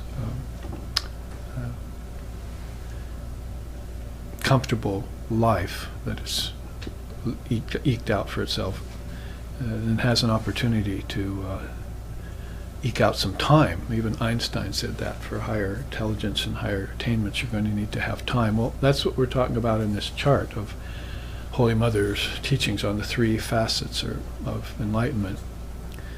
Time and its kala, and karma, or cause and effect, that happens not just outside but in the mind first. Thought is father to the deed, as they say. And then the spiritual practice that defines that. Like in Zen Buddhism, beautiful koan, woodcutter suddenly realizes he's a diamond cutter. So he's in mid-stroke and all of a sudden he realizes that he has a flash of intuition about his true nature. We'd call it Atman, they'd call it Buddha nature or Busho. So all of a sudden, mid-stroke, he has that realization, but he's still a woodcutter when he returns to his ordinary state of mind. So he realizes now he has to cut himself in the image, which is a nice saying that Jesus used. And Sri Sharda Devi is a modern-day exemplar of the middle path, I think, along with Krishna, very ancient, and then Buddha right in the middle. But I mean, you could make a case for the fact that he wasn't really a middle path person when he was alive, but Buddhism basically turned toward the middle path to survive and to accommodate itself to the world so that more people could come along that path and a greater vehicle could be in effect. And other vehicles came, like the Vajrayana in Tibetan Buddhism too, came in that beautiful spread of Buddhism, the most beautiful spread of any religion in recent memory, in our human history.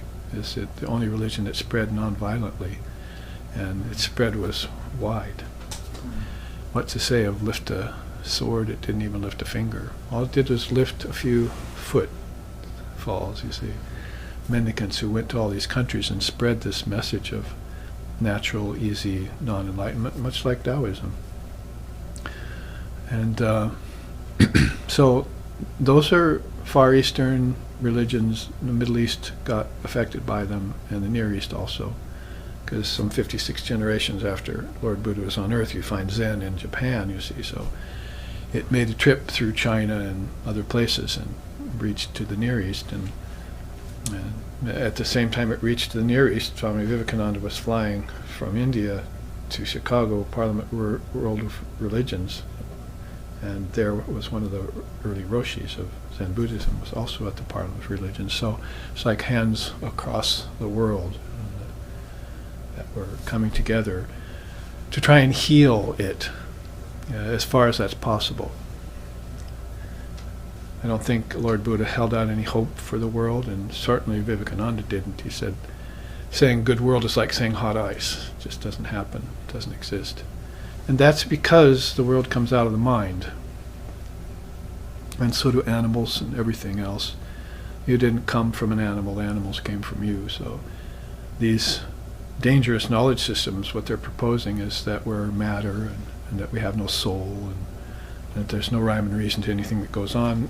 The higher thinkers reject that, and they say, well, what about my inner ancestors that I came from? I didn't get here through 15 million march of the hominidae. I came from inside, and I can trace my path back like Dalai Lama can many lifetimes, like Sri Krishna can many lifetimes, all the way back to the original thinkers like Manu. Those are more abiding worlds, kingdoms of heaven within, if you will. And there are these seers and these rishis and these great souls and the Trinity. All of these great souls have been there for billions of years in that in those lands. And evolution has just been a sort of a passing phase to them. 4,320,000,000 years, nothing to the soul looking on. So when you ponder in this way, you reopen avenues, sort of like you cut a path through a thick forest once, and then you didn't keep it open. You didn't run through it with a machete every once in a while. And so the overgrowth comes back, and you come back in a year or so, you see, oh, there's where I cut it, but it's all thick again. I'll have to cut this over again. So that applies to these souls who have to come back out of reality into relativity again and again. It also applies to you as a spiritual practitioner, that you're going to have to reopen these. Again, no word for it in English. Nadis. Nadi is a nerve in physical yoga, they call it, but there are nadis inside of nadis, according to the Upanishads, that are actually conduits to different worlds. So the soul is moving inward, it moves along these nadis. There in the heart, where all the subtle nerve endings meet, like the spokes of a chariot wheel at the hub, abides the Atman. Stationary but becoming manifold. So hundreds and thousands of nadis inside of nadis. These are passageways to worlds that aren't physical. They don't have this kind of spatiality, width, depth, height, breadth, in a physical sense. Yet they're vast, and the soul moves into them. The soul being nothing, just a drop of nectar flowing along a passageway that doesn't take up any space and doesn't take any time. That's you. That's you as if you're transmigrating, that's you. Like we went through this chart in the first half. How to refine your consciousness in a slow liberation. This is krama mukti, means gradual liberation. But there's also other kinds of liberation that you can manage. If the retreat in Seattle next week's about jivan mukta, you're going to have about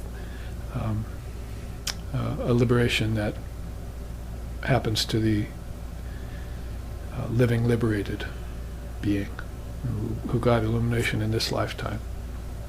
When that happens, it causes a huge opening in the curtain of Maya. My teacher used to say that science has split the atom, released a huge power for destruction, but Sri Ramakrishna had come in to split the curtain of Maya and released this huge force for good, for the highest good. And his divine consort, Sri Sharda, of course, known as now as Holy Mother amongst 5 or 6 million people on this very planet, is telling us how to effect this kind of mukti. Mukti is really a state already at hand, Shankara says, or moksha is another word for it. It's a state already at hand. It's your inherent eternal perfection that has been covered up by birth, by death, by time, by space, and by karma. So these 3 things mainly she's calling forth to eradicate. She wants you to dissolve them. And you can do it in a gradual way. And, thousands of years prior to Buddha and Jesus, or you can come to the current emanation of Divine Mother and see what she has to say. And this is all coming out of sloka 39 and 40 of the Adhyatma Upanishad, which I will repeat for you. When the load of innate impulses get dissolved without residue by means of the rain cloud of virtue, the heaps of karmas, good and evil, are totally eradicated. And that which shines forth immediately, unobstructed, yields spontaneous awareness, as clear as a fruit in the palm of one's hand. Hasta Amalaka. See, one of Shankara's devotees was named Hasta Amalaka, because he got his realization like that. He could see his true nature as clear as you could see a fruit in the palm of your hand. That's what Shankara named him. And he didn't speak a word up until his teens, not a word. Shankara came to town and looked at him and said, "Who are you?" And he spoke his first words. "I'm not a merchant. I'm not a warrior. I'm not a man inhabiting physical realms. I am this immortal self. Sanitya palabdis swarupaham atma. I am the swarupa, the essence of the soul, Atman." First words he ever spoke in his life. His parents were overjoyed. He speaks. But then a couple days later he left with Shankara and they were not happy. Became a wandering monk. So beautiful. Fruit in the palm of the hand reminds us of stories like that. Well, we looked through the quote here about karma. We looked through the quote about practice. And that's where we'll pick it up. If you want to know the main bullet points of this teaching as far as what she said in her life goes, then you can look at it. Under time, you must recall life's true purpose, it says. It's going to fall upon you. You're going to be required to give up all menial pursuits and realize why you're here. It's like saying, "Who am I?" in Advaita Vedanta. Ramana Maharshi practiced that. Naham, Saham, and so forth. It's like first you ask, "Who am I?" and then you say, "I am." It's like we used to have that teaching. The worldly person says, "Why me?" See, it's his mantra. Why me? Why me? The practitioner says, "Who am I?" But the realized soul says, "I am." So there's a march. You see a different level of consciousness right there. Don't get caught in the why me's of life. So recall life's true purpose. She says, go on retreat and pilgrimage. Sri Ramakrishna said that next to her too. He said that the householders need to put everything away in their life. In this day and age it would be cell phones and computers and everything too. And back in the 1800s it wasn't quite so confusing and difficult to do. You put away everything, including children. They can go to their own retreat or get taken care of by the grandparents. But you go to retreat, get rid of all worldly things and just think about this, how to recall life's true purpose and get back on track. And you'll come back fortified into your daily life with that. Armed to the teeth, as we said, right? Because when you swing from one ship to the other, and you're a pirate, you put the sword in your teeth, so you can use both hands. So you're armed to the teeth with the Dharma. Seek out a spiritual path. Find and select an ishtam, or a chosen ideal. First thing Guru and you should probably be talking about, it's like saying, who's your mommy? Say, I love Divine Mother. So you have to find your ishtam, so you can center your devotion, your concentration, and your meditation upon him, her, it. Better to have an ishtam because it is very difficult, says Sri Krishna in the Gita. It's very difficult for those who follow the path of the formless. Very hard is their path. Utistata digrata prapya varoni bodhata ksharasya dara nishita duratyaya durga patastat kashaya vedanti. Arise, awake, and stop not till the goal is reached. Because sharp as a razor's edge is the spiritual path and difficult to navigate. So say the wise. So the ishtam, the Guru will help you find the ishtam, and you can meditate on the ishtam and immediately get to the Father through the Son. You can get free that way. You can even stay with the Son if you want. Some philosophies aver that that's better and higher. Others say, no, formlessness is higher. So they go on arguing. But Gaudapada, the father of Advaita Vedanta, if you might say, is saying, we don't have any contention with either one of them, but you should get non-dual experience first before you come back to the realm of duality. You must have that beautiful experience of being sugar. We asked my teacher that once. Well, Sri Ramakrishna sometimes said in the gospel, I want to eat sugar, not be sugar. And so we asked Swami Sheshana that, playing devil's advocate, right?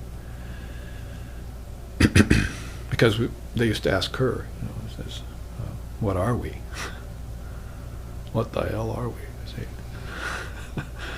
And are we Shaktas, worshippers of Mother? Are we Vaishnavas, worshipping of Rama and Krishna because of Ramakrishna? And she said, well, he was a non-dualist, so you're a non-dualist too.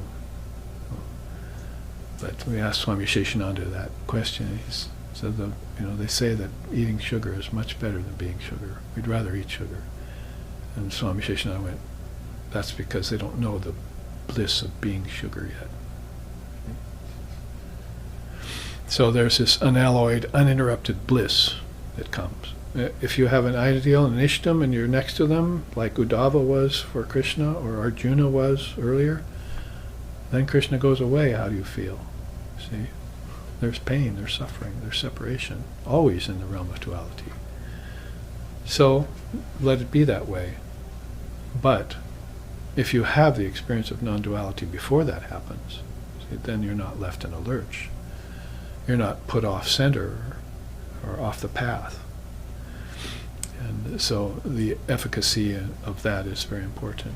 Get that non-dual experience, the Advaitas say. Take final refuge in God. Of course, that would be Brahman. Fulfill all desires in the Dharma. Really, without the Dharma, you can't fulfill desires, is the teaching.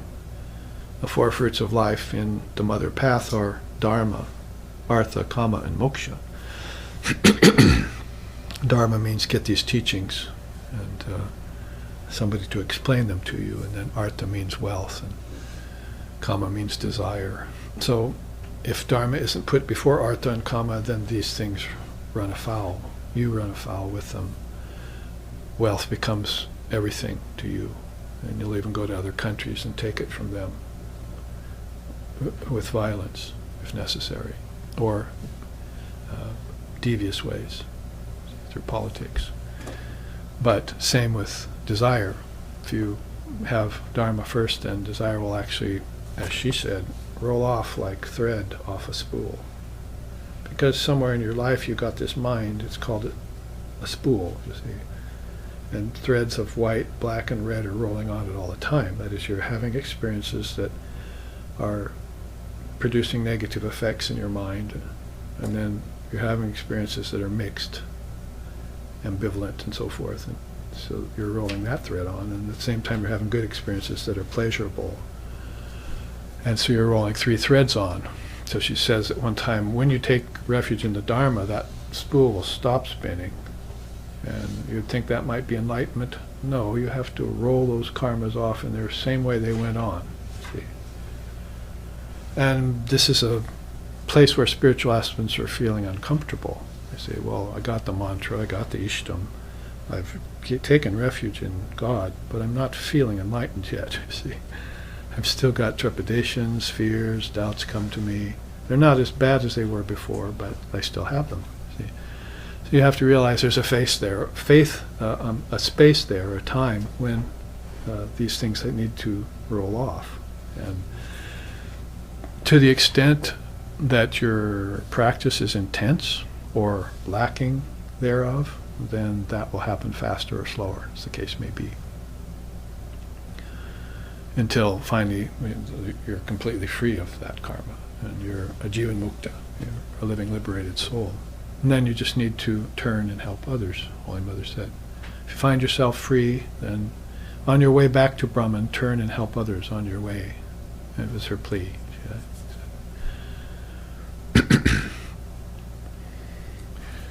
All of this under the best use of kala, the time, if you want to put it. Om adihi sa samyoga nimitta hetu paras trikala dakala pridristaha, Shankara says in the Vivekachudamani. Basically, meditate upon the Lord as thine own self, seated in your heart. The first line is beautiful. We don't meditate on the Lord as somewhere else, or out in heaven, or up in the sky. There's no spirit in the sky, no matter what the bluegrass songs say. The spirit is inside of you, see. So you make that move inward, realize the truth, and the truth sets you free. So, Trikala, Takala, Pudristaha, Paras, these three phases of time, you see, are to be utilized for realization, past, present, future. Because most people usually brood on them. They're brooding on time, they're not using time. Time is making them fearful, time is making them anxious, time is making them desirous. They're looking into the future, imagining things that will never happen, and fearing it. Or they're looking into the past, brooding on things that happened to them that they can't get over. Once a young monk came to my teacher, I was sitting there, and young monks should be noble. They should have some ground under their belt. So he was sitting there with a bunch of householders and my teacher, and he said, "Well, Swami, I'm just not feeling myself very much anymore. I don't know what's wrong with me." And my Swami turned and said, "Get over it!" Like simultaneously saying, "What's wrong with you? You're a monk." And the second time saying, "Why are you speaking that way in the presence of householders? They have enough problems. If they see a monk being weak, how's it going to affect them? So get over it." It's like the best teaching for getting rid of that which ails you. I mean, Christ could have said it in the same tone of voice. "Get thee behind me." See, everything that's devilish and counterproductive. Those are things that are wastes of time. Brooding is the worst waste of time. You're the supreme soul. You have nobility, and your inherent nature is pure and perfect. Be thee pure and perfect as thy Father in heaven is perfect. So that's what you need to at least assume. The police get you out of the car. Assume the position. Pat it down, right? Well, the Dharma police are going to come along and say the same thing, Assume the position. You're going to have to sit straight, breathe right, think right, or you're going to jail. It's called Maya, or samsara. Let's look then, we looked at time, how to use time. Let's look at sadhana next. So she wants you to purify the soul via worship. Soul means mind. You see, it's lowercase. In Vedanta, we try and make that distinction between soul, which is mind. In other words, when they say the soul goes to heaven, earth, and hell, to us, that's the mind the Christians are talking about. It's the mind complex. Antaha karana, the inner cause. Antaha, inner, karana, cause. The mind's the cause of everything. So, therefore, souls that are transmigrating in a process like this are working things out. So they're going to heaven, earth, and hell. That's the ego-mind complex. Your soul stands back from that with a capital S, called Atman or Buddha nature or Busho, whatever you want to call it, and witnesses that process. Never involved. And he says so in the Gita, Krishna. This is Vishnu, of course, but same being. Is that, all changes take place in nature, Arjuna, not in the soul. Good teaching to contemplate. Your soul is changeless. She wants you to strengthen body, mind via yoga, via becoming a yogi, and hone the intellect via study. So, these are yogas. Jnana yoga, bhakti yoga, right there. Those are the two wings of the bird. Bird can't fly with one wing, my teacher used to say. So you've got wisdom and bhakti, and in the West, pretty much in Christendom, we only have bhakti, not much wisdom going on. You can look at Thomas Aquinas, and Meister Eckhart was great, but basically it's mostly a bhakti path. In that wisdom that's characteristic of the East, people are seeking it. That's why they go there. They seek that wisdom in Eastern paths, because that's the sharpener of the sword of discrimination.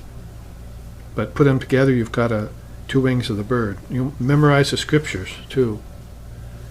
I could point out any one of these men and women sitting here in front of me, and they could start rattling off slokas that they've been asked to memorize. When you memorize something, you make it a part of your mind. Memory is called smriti. Smriti is why we know we're not animals, that we're divine beings, because we can remember not just back to our ancestors, which most people can't do past 1 or 2 generations, but you can actually remember our divine affiliations inside our soul, the kingdoms of heaven within, and where we came from, how we came through all of these tattvas, principles of nature, as we moved through in a transmigration process, and what we remember of that when we're born dictates or predicates how illumined we are or not, how devoid of light we are too. So all this is smriti. Om smriti rupena samstita namastasya. O Divine Mother of the Universe, you exist as memory in the hearts and minds of all beings. So very important, this spiritualized memory. Smriti hetu, they call it, causal memory. You even have a memory back inside of you of being with God. I'm not talking about Jesus and Buddha, with Brahman. How you merged in the light and were in extreme ecstasy. How you became sugar. You have a memory of that back in your subtle smrita. Smriti hetu, they call it. So beautiful teachings that you don't get outside of India. There's no words for them. There's no people talking about them. You have to go look for the Dharma. So you look for people who know the Dharma. Practice japa of the holy mantra. Again, japa is recitation of the mantra on the beads. Helps you hone down and concentrate on one thing. And it has many, many other universal applications and meanings. Perceive God with form. Sri Ramakrishna used to say, God exists with form, God exists beyond form, and God exists beyond both form and formlessness too. So he wasn't about to limit it by saying one or the other. But if you came to him when he was alive in the body in the 1800s, he'd ask you right away, do you worship God with form or beyond form? And if you said if you chose either one, he'd say, that's very good, it's a good path, but don't ever think that yours is the only watch that keeps the right time. There are many ways. And so she says, perceive God with form.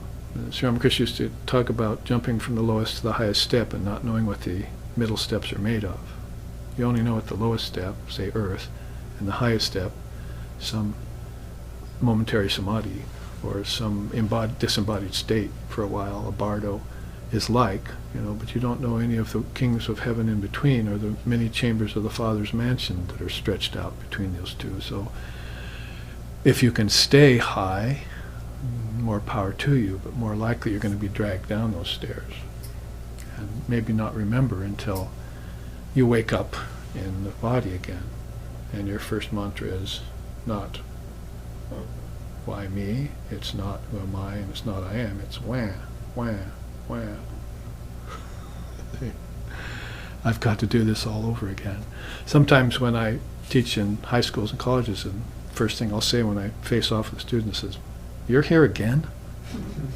Why am I seeing you in school? See, don't you know that you've learned all this? Why don't you try recalling it? Sit down and recall it. You've got a divine memory of all this knowledge. It's all in you. I told you that last night at satsang. Oh, I'm overwhelmed with all this, but it's all yours already. Guru, the Sufis say, is just a man sitting by a river trying to sell water. See? You know all this already, but I'm trying to perk your memory, smriti. See? The more of that you can perk, the better for you, because all of these experiences will come back, and they won't all be good, by the way. There'll be some things that are impeding you. The good things usually aren't impeding you that much, unless you're attached to heaven or something. That level of sankalpa that's intellectual. You want power and domination and lands and heavens and so forth. That's all the third level of Sankalpa, according to Lord Vashishta. But basically you'll have these experiences that come back that are really impeding you, and maybe you haven't seen them yet, and then you can get at them. You see, the japa does that, for instance. The mala is very good for that. Mantra will bring up these hidden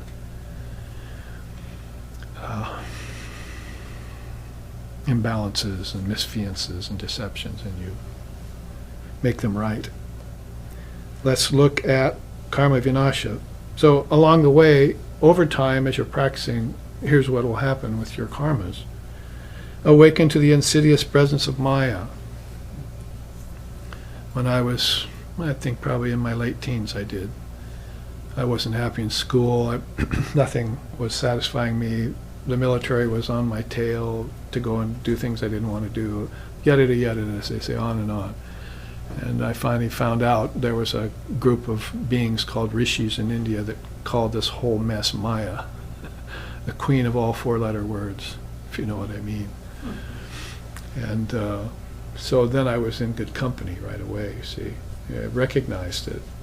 I recognized the unrecognizable. I scrutinized the inscrutable. See? All of a sudden knew that not only was I not alone, but that this whole world is to be renounced. The whole shooting match, renounced outright. Whether you're monk or householder, renounced. And once you renounce it, then you can live a productive life, dharmic life. Karmas will get destroyed. Otherwise, you're just winding thread on a spool. Merrily, merrily, or not so merrily, as the case may be. So, the insidious presence of Maya, and then recognize the limitations of name and form in nature. Basically, Maya consists of 5 things, right? Name, form, time, space, and cause and effect, or karma. So she's taking a few of those to task here and helping you use things in Maya against Maya. Fire against fire kind of teaching. She says, perceive the suffering-ridden nature of relative existence. So I said she was a good middle path exponent. So it sounds like Lord Buddha, doesn't it? There is suffering. First thing he would say to you. This might as well become a noble truth. See, there is suffering, and if you don't agree with that, you can't be a Buddhist. But I think I've met Buddhists that don't agree with that. They're not acting like there is suffering. Like Hollywood Buddhists say. And the world is their oyster, you see. So there's no renunciation in them. It's a pretense. Or possibly an opening to higher things. She says, subdue sense life by noting the dangers of pleasure and enjoyment. Well, case in point right there. If you're not noticing that, then you obviously believe that, don't believe in the first noble truth. So attachment to pleasure and enjoyment, senses to the sense objects, is basic yoga. It's like the first practice you want to do. Break free of the cocoon of family life and mundane human convention. To hope for help from friends and family provides no profound solution. Don't you know that all are lost here? Everyone lives in pallid imitation of everyone else. Those are the first 3 lines of a song in India. How would you like to write those as lyrics? See? To help for hope from friends and family provides no profound solution. Insidious presence of Maya. Don't you know that all are lost here? He's telling the truth. It's through his own experience. And everyone now lives in pallid imitation of everyone else. Pallid rounds of mundane existence where there's no originality. You know, there's just suffering and pleasure. And as Vivekananda said, they're not even getting exquisite pleasure yet. That's an interesting thing for a monk to say. There's such a thing as exquisite pleasure. Why don't you get that? Get rid of this admixture, this tepid gruel that you're living on, and sip from the breast of the Divine Mother, some nectar, See, get some exquisite, turns your whole life into exquisite pleasure. Like Sri Ramakrishna, see. Just always in bliss of some kind. But you're going to need to break through of the cocoon of family and mundane convention. Is back 2,500 years to Lord Buddha. That he wanted you beyond the realm, the cycle of ancestors, playing into rebirth all the time. Like this, but there's an upper trajectory to that. Krishna brings out. Scrutinize, well, here it is. Scrutinize the link to one's ancestors and break the chain of rebirth with them. Holy Mother is unique in another way, is that she was born in a very unpious family. Probably all families are somewhat pious in India, but some are very narrow pious. I mean, much like Christianity. But they didn't appreciate Shara at all, you see, when she was a young girl. Then she got married to Sri Ramakrishna, and all of a sudden they thought, she's great. We want her for ourselves. Mm-hmm. But they never followed any of her instruction. She just said, look at these lazy people around me. They don't do one thing I ask them to. They won't get up and meditate. They won't do anything spiritual. So I say she's unique in that sense, because if you look at a picture of Sharda, what she's saying to you, to help for hope, to hope for help from families and family provides no profound solution. Don't you know everyone's lost here? She's like 100 years ahead of her time, telling you, don't get lost in your family. Break the bonds of your family. Be bold. Break out of that chain. If you're born in any of these kinds of families, yogis, rishis, and so forth, fine, you did it right. But he says there, a birth like this is very difficult to obtain on this earth. See? Only 1 in 1,000 seek me, and of those who seek, only one succeeds to really know me. See? So that's what you're up against when you're dealing with the realm of the ancestors, because you have to have a body, see? So you're going to have to get a body from this process and then work your way to disembodiment, hopefully just once. There's a beautiful teaching about Lord Vashishta who says there's the Videha Muktis and there's the Jivan Muktis. The Jivan Muktis will get free and then they'll come back. So we tend to like those because they help us. But there's the Videha Muktis who are just born once, see what's here, give it up immediately and never come back again. Videha means no more bodies, free of bodies. So they won't take a body again, of any kind. Not angelic bodies, not bodies of Devis and Devas, not even bodies of rishis and yogis. They'll see once what's here and they'll return straight to Brahman. Been there, done that. Nothing there can attract me, you see. And those are very great souls, he says. Can't really compare them to the Jivan Muktas, apples and oranges type of teaching, but they nevertheless act as examples to what she says. I hope you'll never come back here again. Birth and death are very painful. Maybe you never experience them ever again, she said. Inspect individual thoughts and habits and connect them to actions in past lifetimes. Well, this is this smriti I'm talking about, right? This divine memory I have. Inspect it. Don't just believe what the conventional knowledge is telling you and what family and friends are involved in. All of this is a kind of reading of a riot act against that kind of thinking, that kind of living. You have to actually champion a position, say, I've lived before, okay, let's just put that on and try it out. My soul's perfect. Why am I coming back again? And how did I get here? Where did I come from? All these questions occupy your meditations, not just your surface mind. Not that surface mind entertains them very often, but then you have to inspect that now and sit for a long time in it to see things. You see a great darkness comes upon you in meditation, which is to be examined. It's called emptiness. But the greater teachers don't want you to get caught in emptiness, but instead you study emptiness. So that when thoughts finally fall away, then there's an emptiness there. You say, oh, is this it? Is this enlightenment? Well, there's somebody asks you the question, obviously. So there's someone still there, you see. So you examine that emptiness for a long time, maybe years. If you reach emptiness, that's a high station, you see.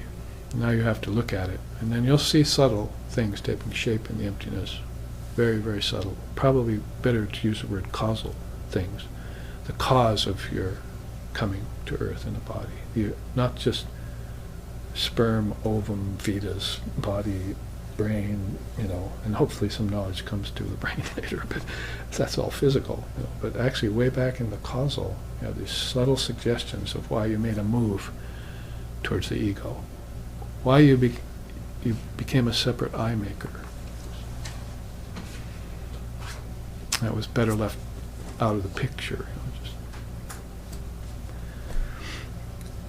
So inspect thoughts and habits, connect them to actions in past lifetimes. This is all breaking of bonds of karma. And then meditate with a specific aim to dissolve all mental residue that binds the mind in relativity. So he was talking about that as well, this residue that collects in your mind. The Upanishad was. When the innate impulses get dissolved without residue, by means of the cloud of virtues, heaps of karmas, good and evil, are totally eradicated. So this is all brought forth from a simple saying that she made about the three main factors of attainment and enlightenment. It puts it very nicely. Perhaps one practices austerity, in the next life one intensifies the spiritual mood, and in following advances it further. Thus spiritual evolution goes on. The moment that one's karmas come to an end, one realizes God. That's one's last birth. This plus the practice of spiritual discipline and time are the factors in the attainment of spiritual knowledge. So she's pretty much pegging it for you here in a very modern time. She lived into the 1920s, I think. So she's bringing forward these teachings in a very simple way, but with bullet points that pretty much peg, as I said, those insurmountable problems that people are up against. Many of them so subtle that they're not even being admitted by our systems of knowledge. They're not even being entertained as being true. Like, it makes you think Sri Ramakrishna's statement, most people don't even think of God by accident. So when we see a teaching like this that we love so much, we sing Parama Pavana Hridaye Kali Yuga Dasite Bhakti Ingaradi Devumina Nama Shri Sharada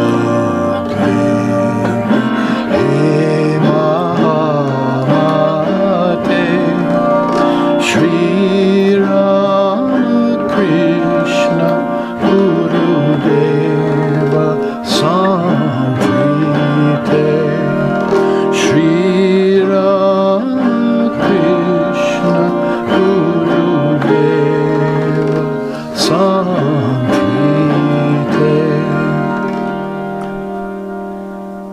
When I sang this for my guru, he said, "Oh, that's by K.V. Puttappa. He's a very elderly man in India. I met him when I was a boy in India, and he sang this song." Totally surprised my teacher that an American person would come into his ashram and sing that by this man. But it just shows how many, and dozens, hundreds even of songs and people have written about them.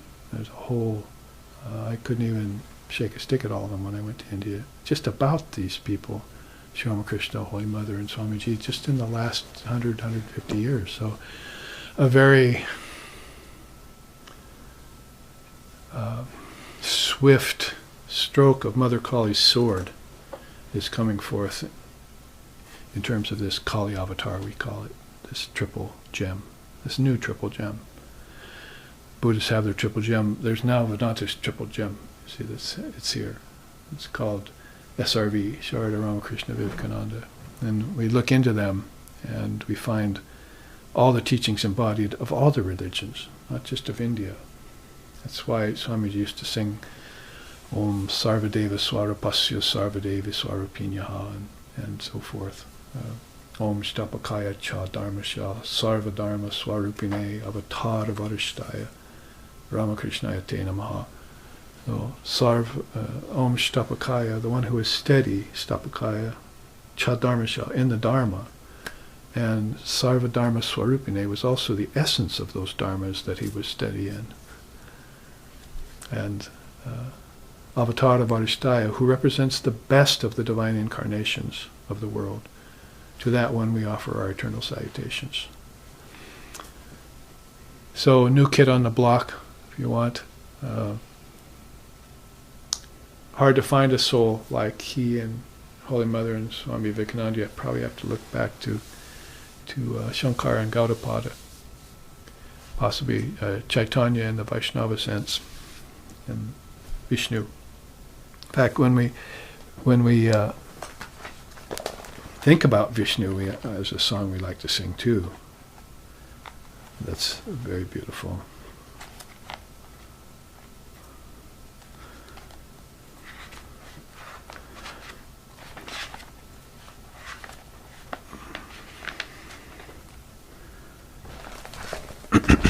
We sing to him. Jaya Shankar Gadadhara Nila Kalevara Pita Padambar Dehi Padam Jaya Chandana Charchita Kundala Mandita Kaustuba Shobita Devi Hadam Jaya Pankaj Vilochana Mara Vimohana Pavikanadana Dehi Padam Jaya Shankar Gadadhara Nila Kalevara Pita Patambara Dehi Padam. And it goes on and on in many verses that say, behold this divine vision of thrilling dark complexion, wrapped in gold and silver garments, and holding the mace of judgment and the conch shell of victory. Take refuge at his feet. For he wears the crest jewel of perfect mastery, exudes the fragrance of ecstatic love, and is adorned with all auspicious signs. Seek shelter there. He is the lotus-eyed lover who fascinates celestial beings, bewitches the gods and goddesses, and destroys the sins of mortals. Rush to the sanctuary of his feet. His beauty is unsurpassed, his posture all-attracting, and the sound of his flute transports Radha and the gopis into ecstasy. May we all attain his lotus feet. So verses beautiful with poetic and very, very high-minded philosophy at the same time merged together. That's our scriptures in India, our Upanishads. And as long as we're talking about that, then maybe we should, before we leave this particular set of verses, look towards that beautiful one of dark complexion.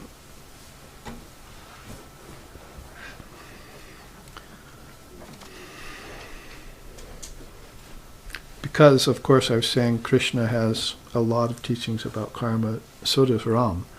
If you read the Adhyatma Ramayana, we're reading the Adhyatma Upanishad, but Adhyatma Ramayana is a great book that's got many teachings that will help beings dissolve their karma, as she'd like you to do. So there's Ram with his mudra. I often say that he's got the Om sign painted on his hand, right? Because if you go through his form, then you're into formlessness. He's the last form you'll see. He's Ishvara form.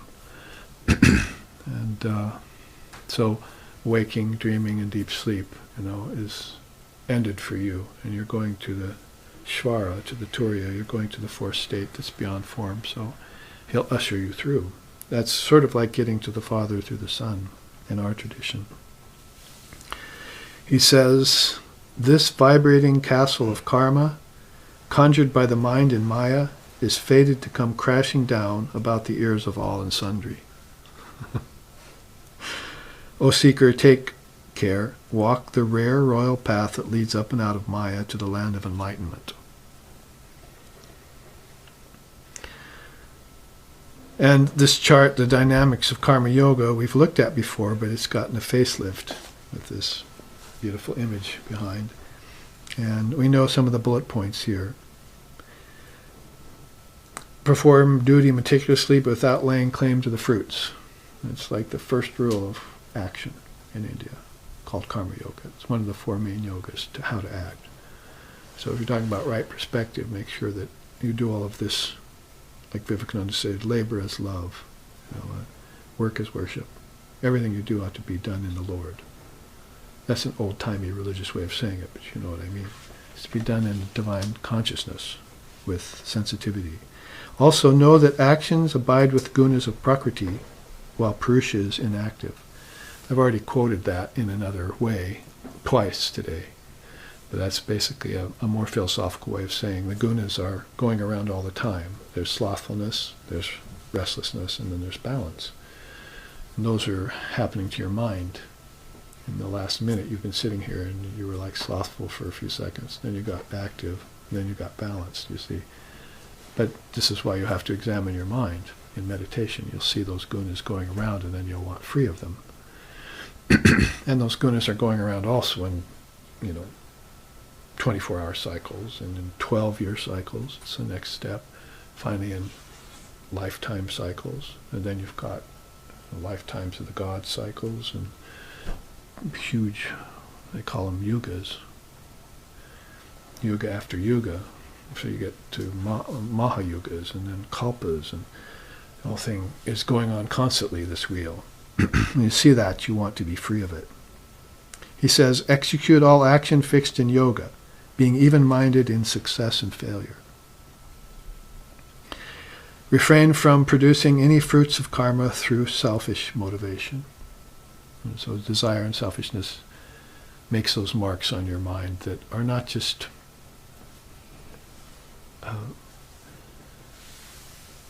bothering you in this lifetime, but they're turning into complexes, like a bucket of nails that sits out in the rain. The rain comes, so the workmen give up the site. So they cover everything, but there's this bucket of brand new nails that are there, you see. You can reach in and pick some up, you see. They wear gloves. But then it rains, and it rains and rains. This probably takes place in Portland. So it rains and rains and rains, you see, and then the workman doesn't come back to site for the longest time, comes back a long time later, and these nails have gotten rusty and fused together, so if you can pick them up at all, they come out in a clump, you see. Thus some scars in your mind, actions done over and over again that you haven't neutralized yet through your practice. Some of these you'll never see, but if you do practice, those will get destroyed. You'll never have to see them. So just an ongoing practice is what they recommend for that. For things you can see and things you can't see, things gross and things subtle. An ongoing practice is good for all of that. And you'll keep your nose above water the whole time. The sattva will come to you, balance. This third guna will be more prominent in you. And you won't have restlessness and you won't have laziness. Pretty soon you won't even remember what ignorance was like. Can't remember what it was like to have problems or suffering. All that's gone because your mind's constantly in the Dharma, like she's telling you here. Remain steady in the face of both loss and gain, impervious to influence. Does anyone know how Krishna puts that in the Gita? For wretched are the result seekers. Wretched are the result seekers. So you just do the work and back off, do the work. It's going to go bad, it's going to turn sour, it's going to go good, it's going to succeed, you're going to make money from it, you're going to lose money from it. That's not the point. It's how you do the action, and how it fulfills you inside, and how it keeps you from creating karmas for yourself that will come back later, come around and bite you, as they say. And you know where that bite happens quite often. Do not disregard or reject obligatory work under the pretense of inaction. So he's cautioning you at the same time, just give up works. Give up all works that aren't ordained by the scriptures, he says. Those works you can give up. But good dharmic work, that makes money to support a dharmic family, that is that are practitioners, as we have in this whole series here, that's what you want. If you want any embodiment at all, you want this refinement of consciousness. Like Sri Aurobindo used to say in his writings, better and better births with more and more light. He was talking about Krama Mukti when he's mentioned that. Because there are some souls, like I say, will come back in just one life and that's enough. That's why we think Vivekananda came back probably after 1,000 years. He could remember a birth, evidently, as a Buddhist leader, way, way back. And read the encyclopedias as soon as he got to America. He locked himself in the library for a few days and read them all through them in just a few days. You could ask him, he's had that kind of mind, you could ask him, how many toes does a gecko lizard have, out of G, or what? He could answer it right away. But he wanted to catch up on the human race, what they've been doing for 1,000 years, and how they'd gotten themselves into such a pickle. And worse, what was coming in this tide of materialism that he was really there to stem. Gandhi was just a small portion of it, really. Ramakrishna was the real steady resistor of that. In fact, Gandhi said, when we see Sri Ramakrishna, we see God face to face. So, these great souls all recognized him. There's the Mahatma, in other words, and then there's the avatar.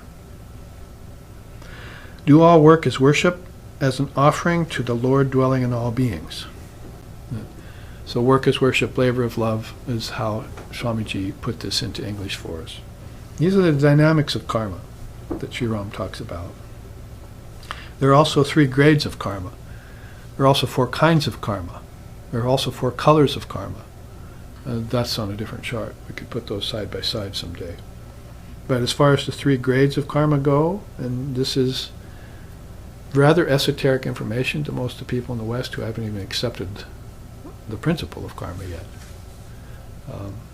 Won't entertain it yet. And it's just a Sanskrit word that happens to be bantered about right now. But without the word samskara to go with it, you're not getting a very full rendering of the meaning of karma. Samskara means a collection of a samskara skanda, a collection of crystallizations, if you will, that are happening in the mind, like that rusty nails, you see. No, that's right. Here in Portland, I think there was a clown called Rusty Nails when I was a boy. I didn't think about that. Do you remember him? Rusty Nails. Very strange, actually. See what's in the memory? Way back. Ahankara commercial. I could sing you all those commercials and all the words to them. So, to know karma thoroughly is what we're about here in the Dharma. 3 grades of karma, vikarma, karma, and akarma. You should know what's forbidden karma, what's not to do. You should know what is self-motivated. And then you should know what is selfless. It's sort of like saying you should know what not to do, what people do, and how not to do it all. See, inaction. Those are the teachings in the Gita that are hardest to fathom for people.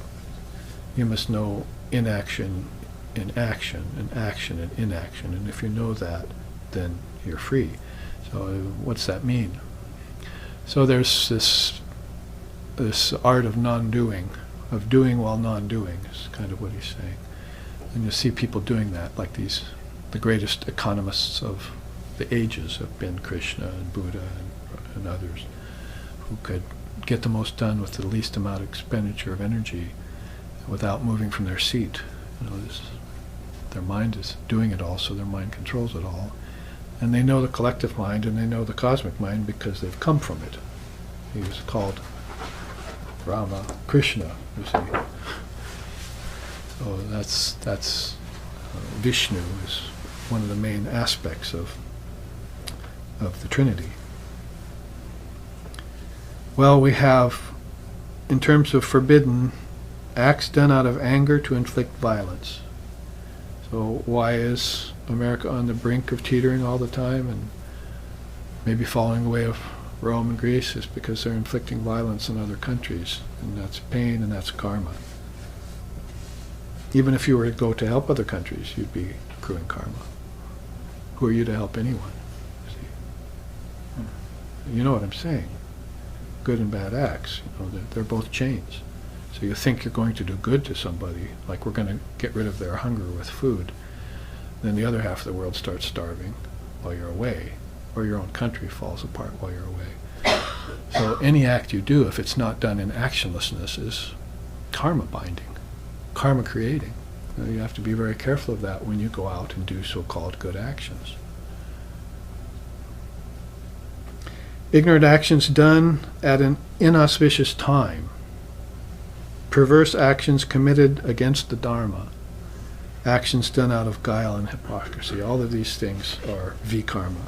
Karma is actions performed for selfish reasons alone, action done for reward or out of expectation, actions which are attended by attachment, action engaged in for glory, honor, and power.